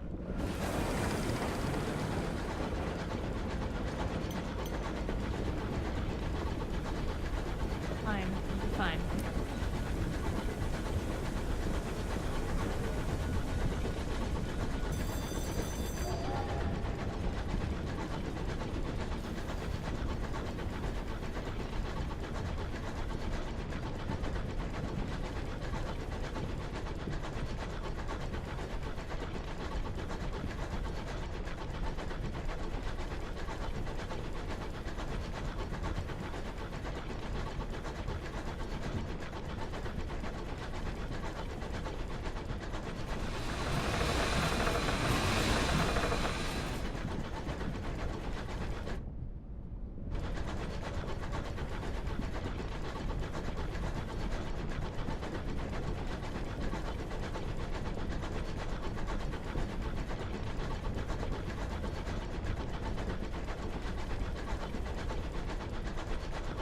A little bit salvage, don't we?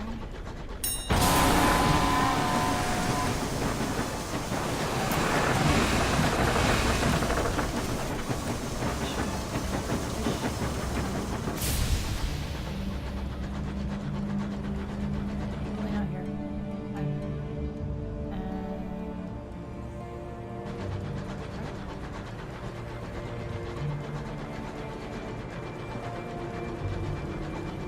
We could go around the other way, but make sure we can go the way we know we can.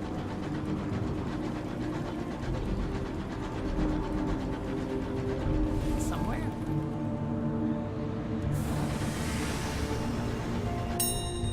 Homestead. Oh. Settlers who live so far beyond the edge of civilization relish the hardships of solitude and will fiercely defend their small territories, but occasionally welcome company and trade. A solitary settler lives in this modest homestead. She's not much of a conversationalist, but the enticing smells that waft from her kitchen are convincing. Trade carefully packed munitions for bronze wood. I don't know.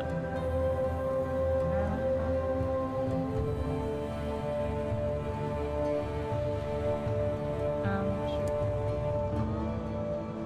One bronze wood. Okay. Oh, I missed this. That's interesting.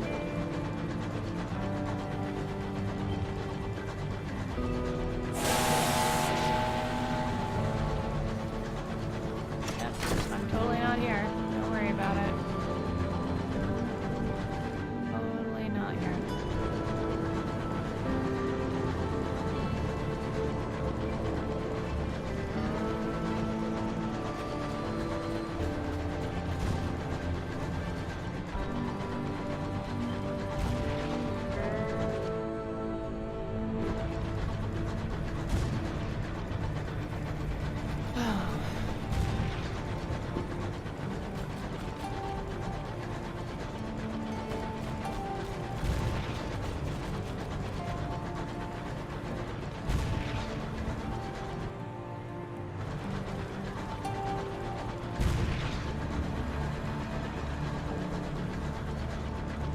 I'm just saying in this version that it's like NPCs fight each other. I don't remember seeing anything like that in Sunless Skies.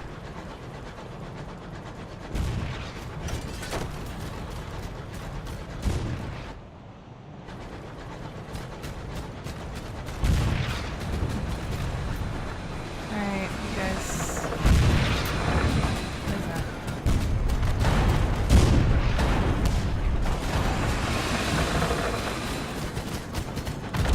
Oh, Jesus. No, attack them more than me. Fighting them first. Fucking hell. Alright, I'm not helping you. Bye. I tried.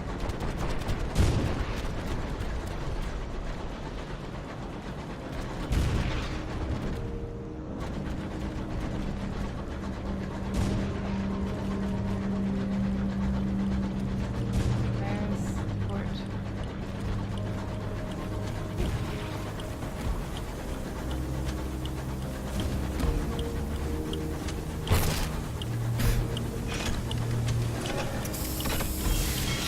Good lord. Alright.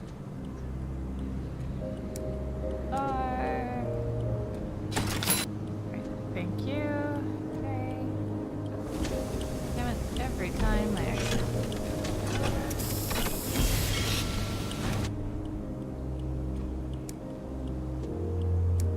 There's like no repairing here, is there?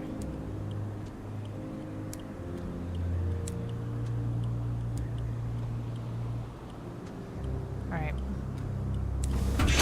Well, I'm just gonna have to hope for the best. If I do die again, I'm done for the day.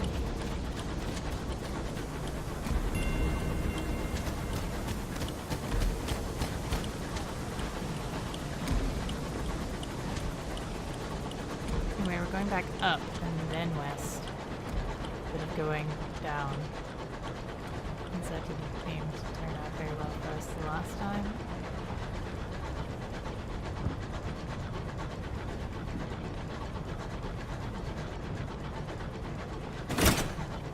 Get out here. Don't see me. Don't see me.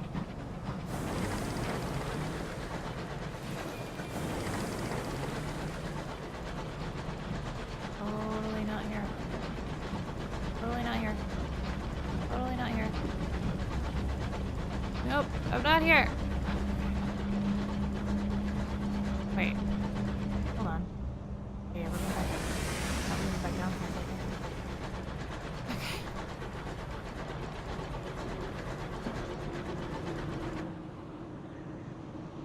I'd even go like even more up.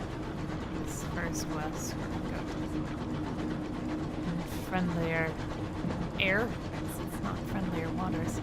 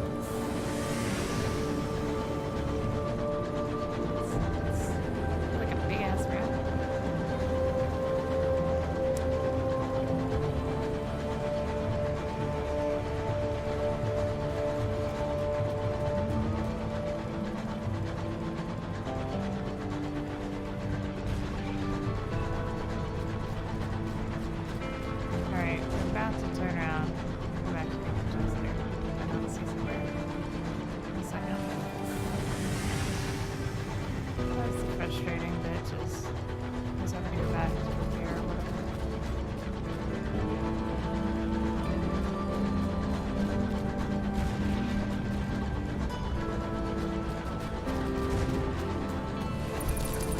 of supplies for that.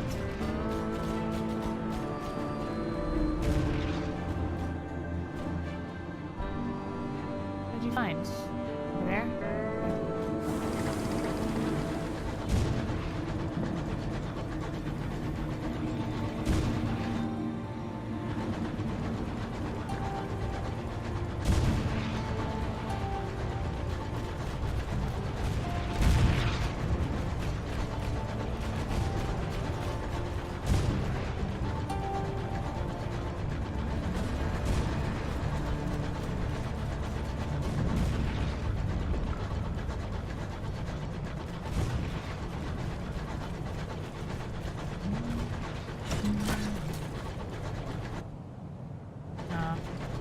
Places.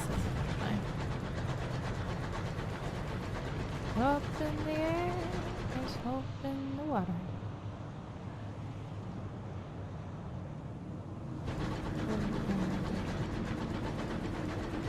Alright, back to New Winchester we go. Gonna repair, get some more food.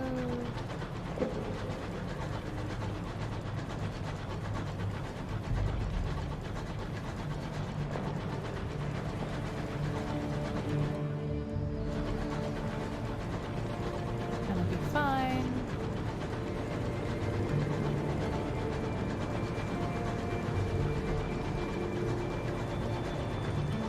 I'm really hungry. I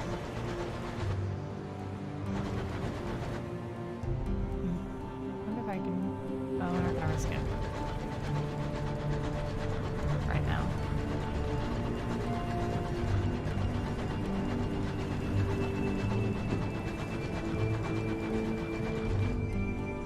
Oh. Whoops.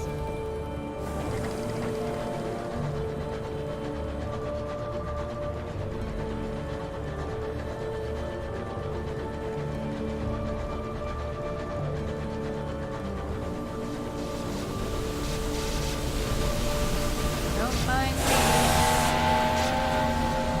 No. No. No. No.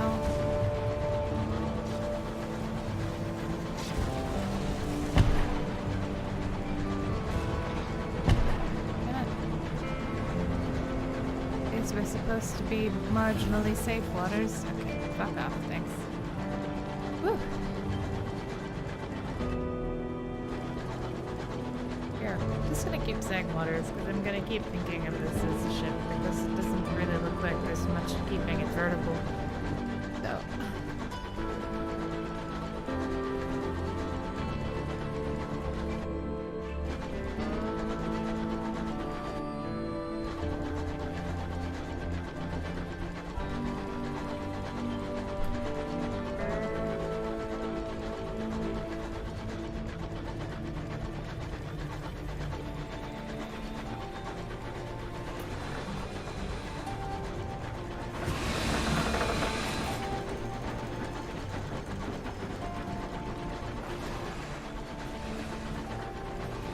Oh, did I even get a port report while I was down there at Magdalene? That was stupid. I just realized what happens when you just did it a minute ago and have to do it again.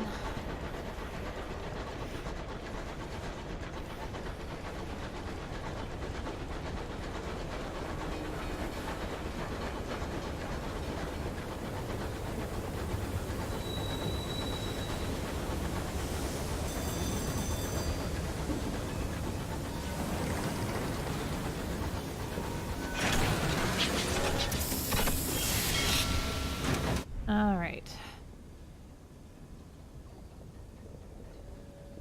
Repair your locomotive. Fully repair. Okay. Right. The incognito. Hi. Right. Hold on. Mr. Menagerie is passing through. Padded poster of the station advertises the services of a Mr. Menagerie. Prepare a fine scout. Is it the Menagerie?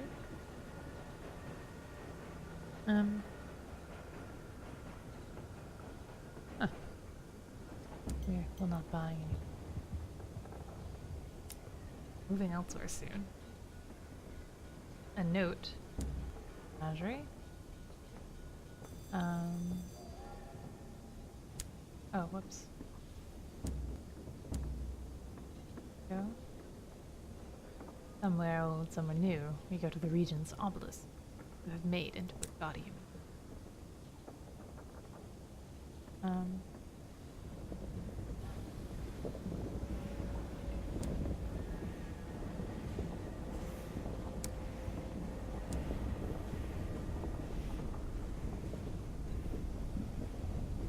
Additional crew quarters. Bronzewood shielding. And armor. How much is it? 500? Great.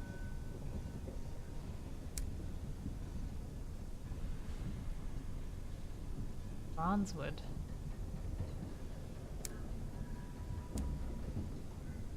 Lord Blank, Port Prosper requires 3 consignments of souls.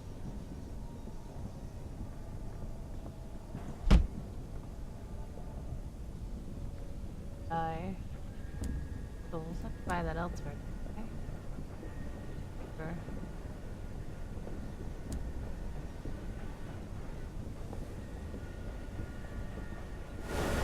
Damn it, every time.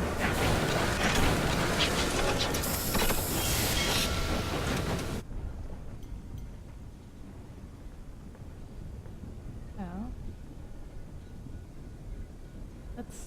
Let's just perched atop a mountain of luggage is a radiant young woman. She's an officer dressed in what an actor would wear in a fantastical romance. A tiara rests on her. A steady stream of commoners come to pay homage, bowing and curtsying enthusiastically. Starlings circle in dense swarms above her, refugees from old London, and a common sight, although not in such numbers. She ignores everything, and hands you papers so pristine they can only be forged. Really make an interesting mission to crew. Ears and hearts. Take it. Welcome aboard, Your Majesty. I'm a humble first officer looking for... What's the word? When commoners do things for coins? He says. Work. That's it. She beams at you, delighted, and as innocent as a Gatling gun. As she steps aboard, a commoner calmly takes a spoon from his pocket and scoops out his eyes. After such radiance, all else is tawdry, he says between screams. It seems she's already forgotten about her signing on money. Recruited, the incarnate. Fun. Okay. True. And food.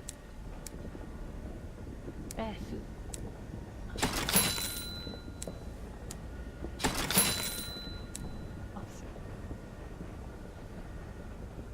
Tiara questioned brow downwards. There's nothing about the incognito princess that is not incandescent. She's like the sun, and about as dangerous to anything in the vicinity. Wherever the princess goes, she looks around with a surplus of curiosity and a complete lack of care. Do I need a tale of terror and a sky? What's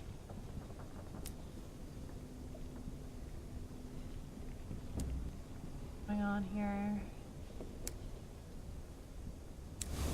Let's go find Port Prosper. Let's go straight up west, I guess.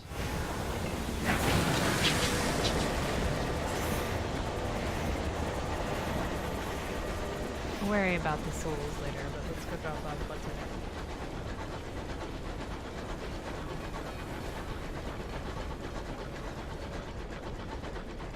If we can find it.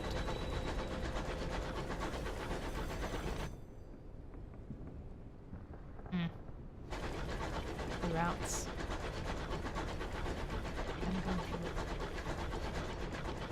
I'm just gonna take this back to where we've been going. So let's turn around. Go to the more westward one. I know let's go straight. Kind of southwest. I haven't drunk 8 ounces of water. It's not gonna happen because then I'll have to pee, and then I'll have to get up and go because they'll just.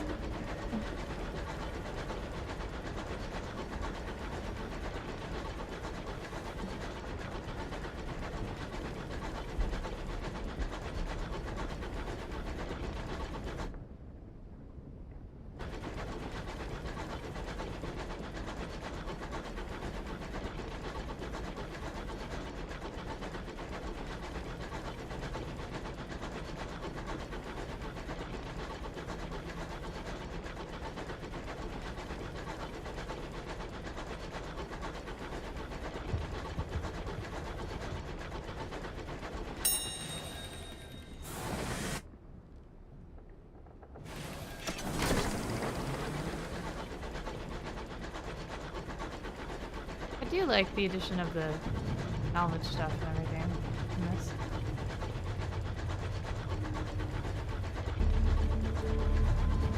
Ain't pretty in the wild.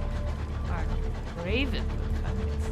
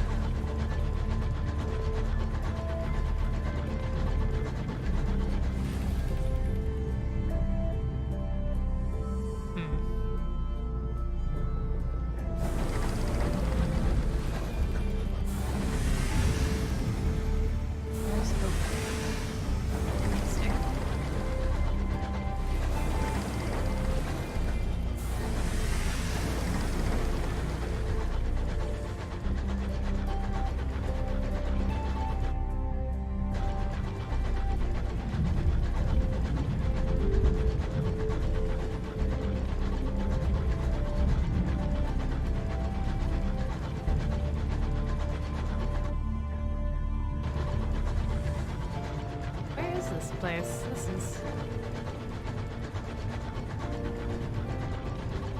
west southwest. So I'm trying to go more west. I guess over here.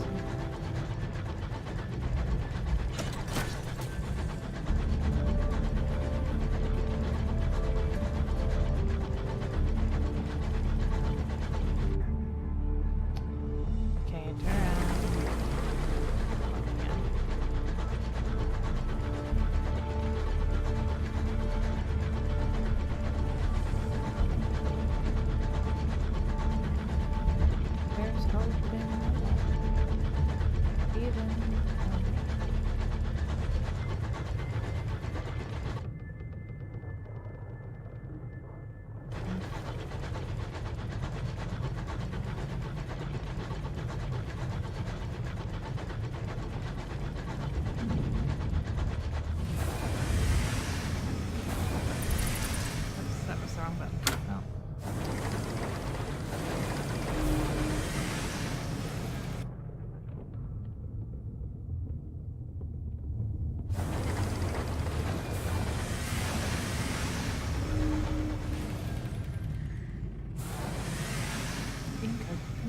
I had dolls. House this size. Homestead. For those who live so far. Cold, silent homestead. The windows are boarded. Search. Failure. Oh god, who's gonna die? I gained. Okay, well. The homestead has already been pillaged. However, an odious smell leads you to find a loose floorboard where someone has concealed a bundle of blood-caked valuables. The rings are still attached to severed fingers, and the earrings to ears. Presumably the spell. 30 sovereigns and 5 terror.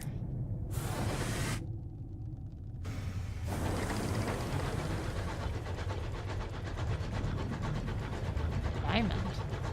I don't think I can do anything about this. No. Okay.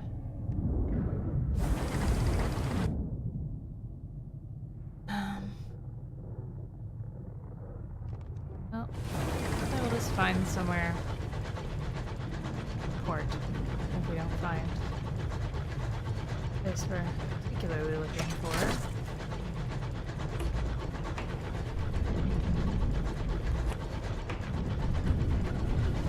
Creepy music happening. I'm not excited about that.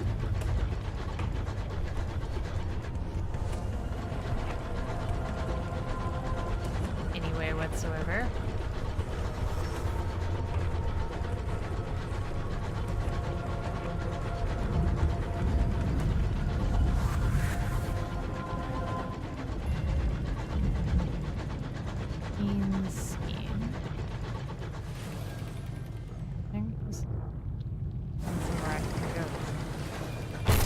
Nope, apparently not.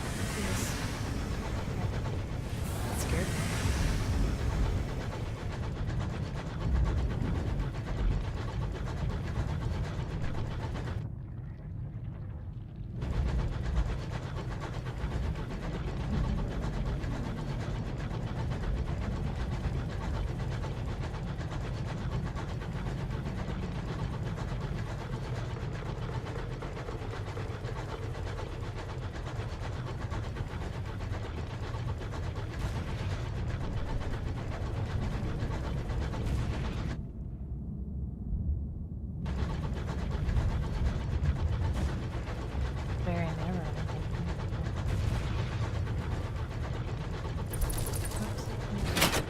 to turn off.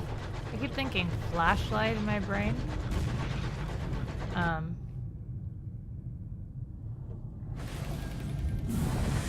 Hitting F, turn off the light in order to be sneaky. And then, what's that? Hand me. I feel like we may have come the worst way. As well.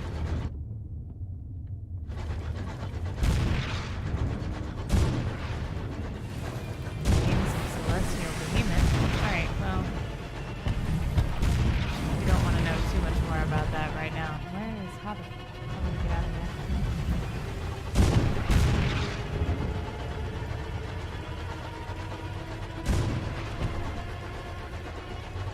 We are not equipped. Oh god, we're getting into badly colored air. We made a mistake, guys. Not sure what's the better move now.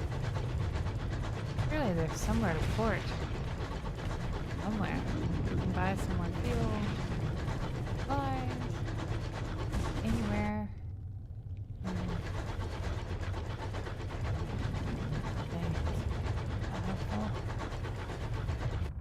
No. Let's put our iron up. An esteemed predecessor. Earlier, Captain, your lineage is held in high regard. Some of your predecessors' shine rubbed off of you as served to open doors, expensive doors, and bright brass knockers and servants to answer them. Where did those doors lead? The parlors of the privileged, where you drank tea and glasses of port and ate delicate triangular sandwiches, but had to endure their endless questions about your forebear. Or the halls of Academe. Where it was determined that you should make something of yourself, and who knows, perhaps follow in the illustrious footsteps of where we're going to do that one.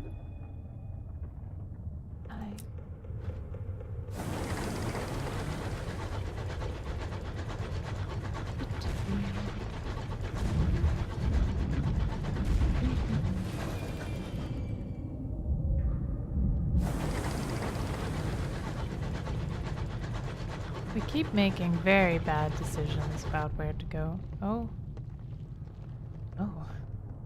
That night, your sleep is peppered with uncomfortable dreams. The sky of your dream is blazing gold. It is peppered, no, crowded. Suns. Suns. Piled on suns, like the groats in a miser's hoard. Their light floods you. It shines through skin and blood and meat, picking out your branching veins and the slender pillars of your bones. Is there no more to you than this? You wake. Seek company and conversation and tea and perhaps a biscuit, those fundamental human things that help us forget numinous moments like this, or commit your dreams to the captain's log. Oh, I want to tale it. Deep into the darkness peering, you record the dreams as vividly and as thoroughly as you can. Does your hand tremble as you write? Does the ink spill? And when you read it back, does it make sense? Or does it sound like the ravings of a crumbling mind? Onwards!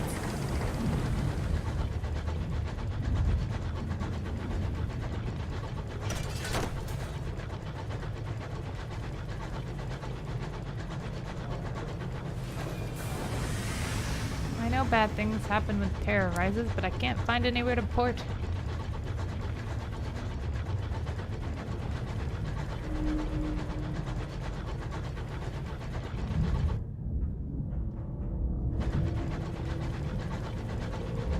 What is this endless empty thing?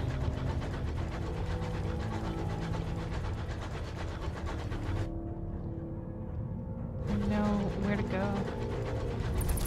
Let's send that out, because Jesus Christ. Ah, okay.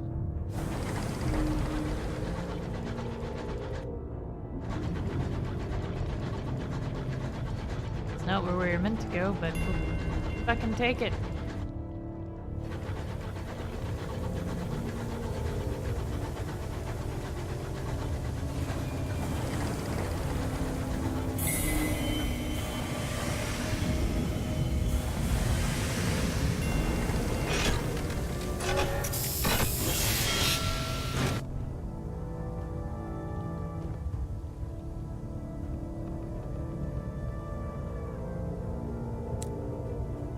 Fledgling colony trying to dig its fingernails deep enough into the spongy, fungal fabric of the reach to cling on when hard times come.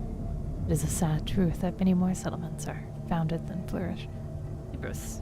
Hybris? Nestled amid sprawling, sporing gardens of fungus, Hybris is a colony of octogenarians. Rotting buildings slough gently into decay, maintenance is poor, the population aged, an insect speckled with fungus flies past drowsily. Growth asks no license, reads a barely legible sign, staked into a collapsed pile of fungus. We're gathering a report. Before I forget again, life moves slowly here. There are arguments over the rules of bowls and the correct amount of time to steep tea. The station master seems to avoid the villagers. There's an unusual, unique quality to the starlight which filters through the underside of the caps. Okay. A venerable welcoming party has gathered. The wizened mayor approaches, his back is bent, his pace is steady. He has a firm handshake. Welcome to our little hideaway. Watch your step. That one's about to fruit. True enough. The little white sack at your feet suddenly splits. Snaking tendrils of red fungus explode outwards. The mayoral assistant, a severe woman of slightly less advanced years, guides the mayor to a nearby bench. You may stay as long as you like.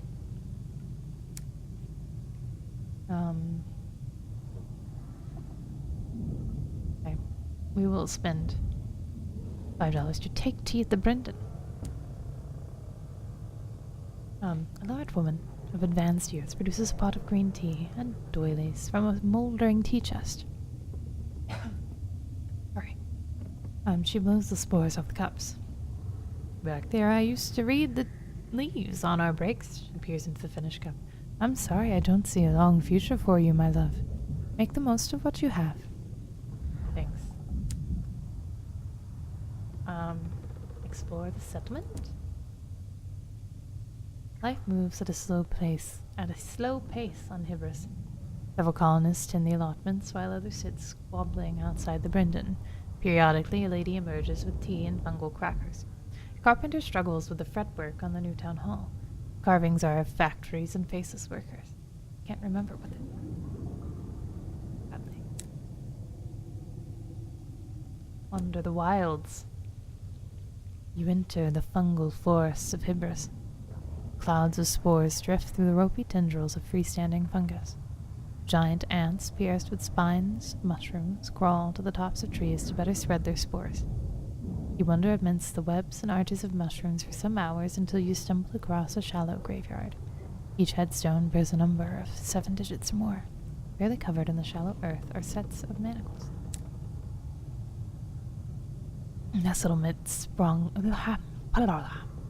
Nestled amidst sprawling, sporing gardens of fungus, Hybris is a colony of octogenarians. Okay, wait.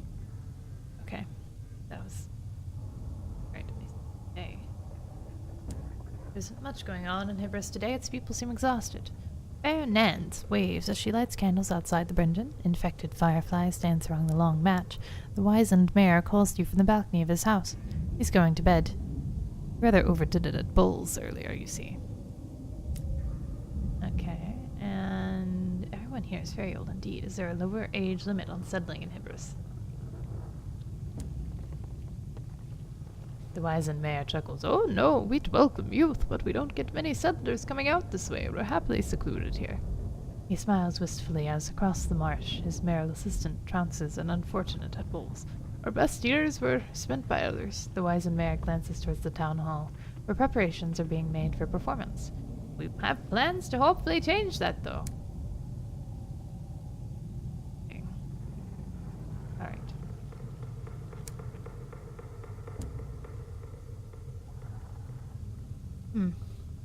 Interesting. I do need...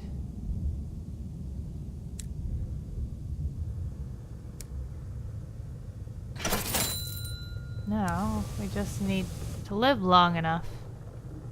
Get back to New Winchester. Alright.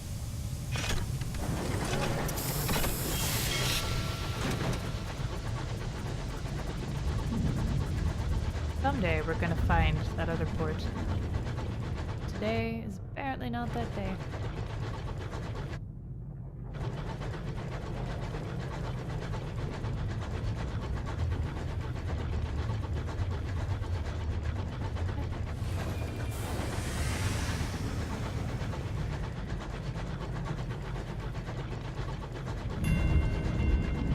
I got to sway.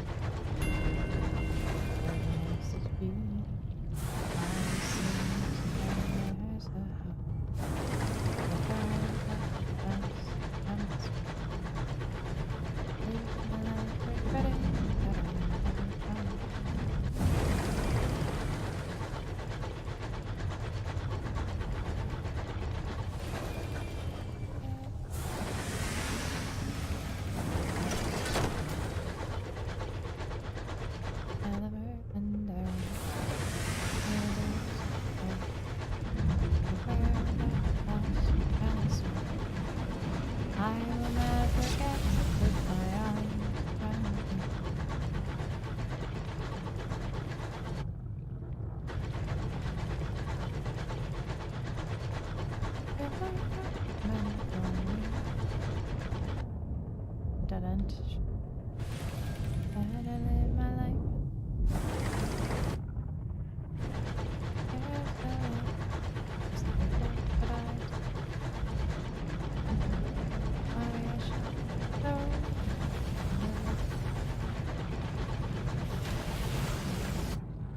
Or was it? Fucking hell.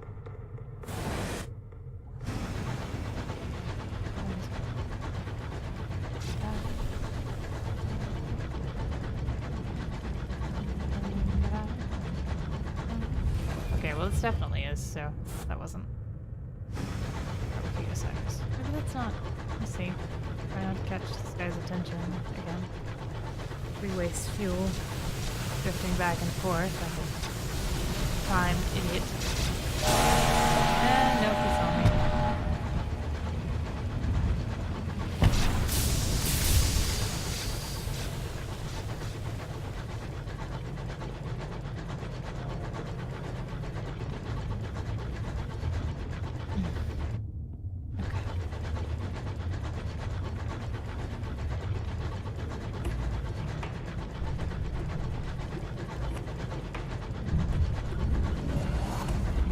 Ans's Gloom. That sounds like a lovely place to visit. Oh, hello. Bye. Anything? Alright, we're gonna spare some food. See if there's a port here somewhere.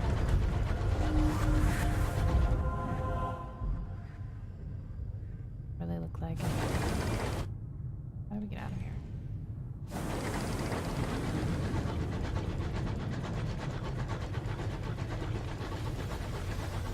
Not salvaging.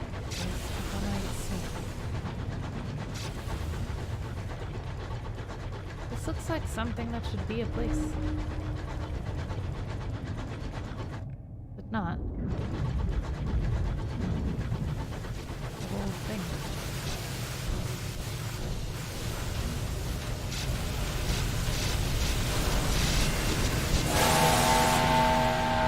I mean, doesn't it? Like, I feel like that should be something. Whatever. Okay. Let's get back to New Winchester.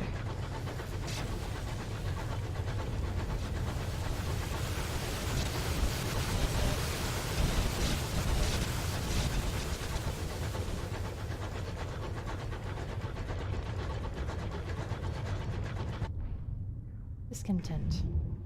A junior signal receives a dose of medicinal port in the infirmary after seeing a frozen corpse spin past a window.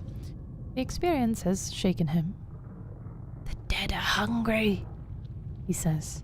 We need to make an offering or it'll come back.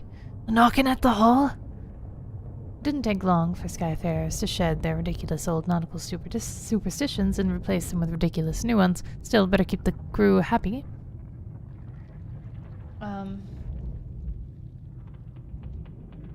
Pull back for the corpse and loot it. Recover the body and transport it for burial. It'll be in poor company. Lowered terror by 50 but increased nightmares. I'm not sure we can afford increasing nightmares. So we'll cost fuel. That's fine. Double back and loot it. We got fuel. Okay, I wasn't expecting that. Thought it was just gonna be one, but we'll make it.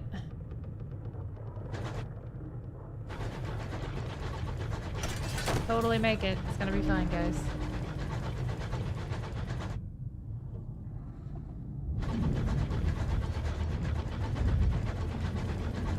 Dead end through here.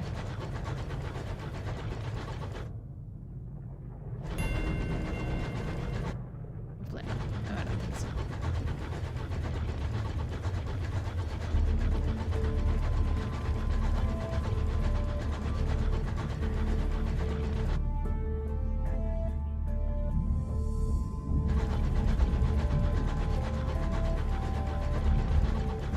We're coming home. We'll make it. It's going to be perfectly fine.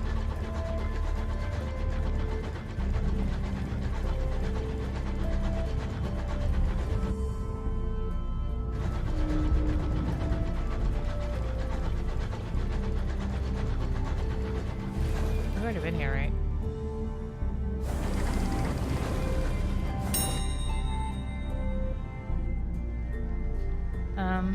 We can't. We don't have.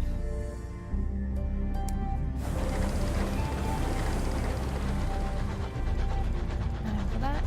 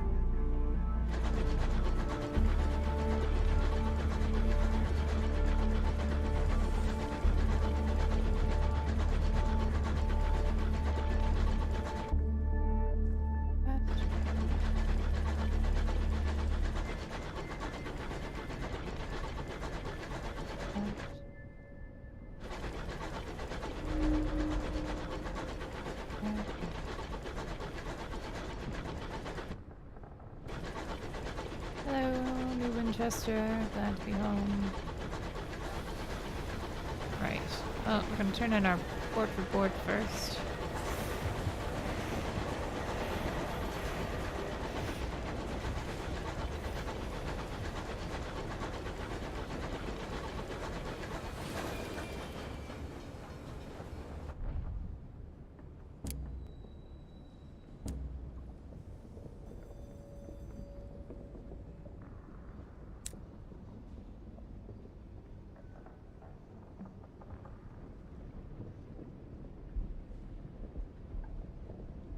I don't know about that yet. Okay. Now.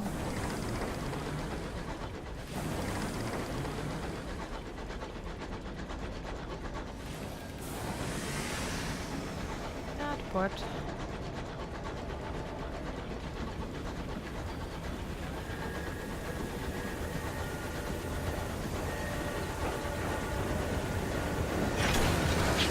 There we are. Home sweet home. Not much to say for our travels.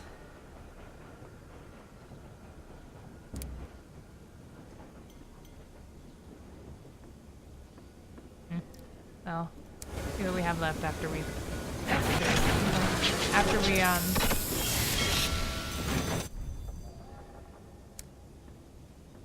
buy fuel and supplies. Ay, ouch. Okay.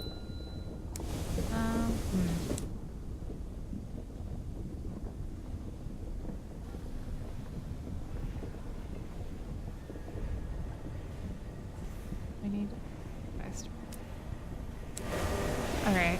Well, I think that's gonna be it for me actually. I don't film the stream today anyway. I was just trying to do a special bit to catch the last end of the tail end of the 10K event. So, which ended like an hour and 47 minutes ago. So, I got about 40 minutes in. I'll have to double check.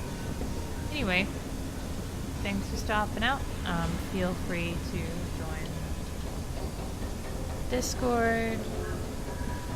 Why is the bot so? Oh, you know what? I should have done this command anyway. But it's not going to listen to either of them apparently. There's a Discord. The link's below the channel. Trying to.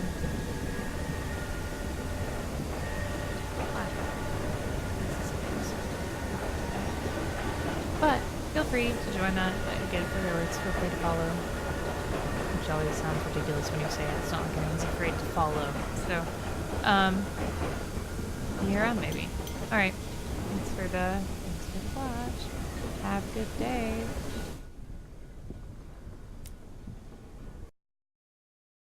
I'll see you next time maybe. Bye.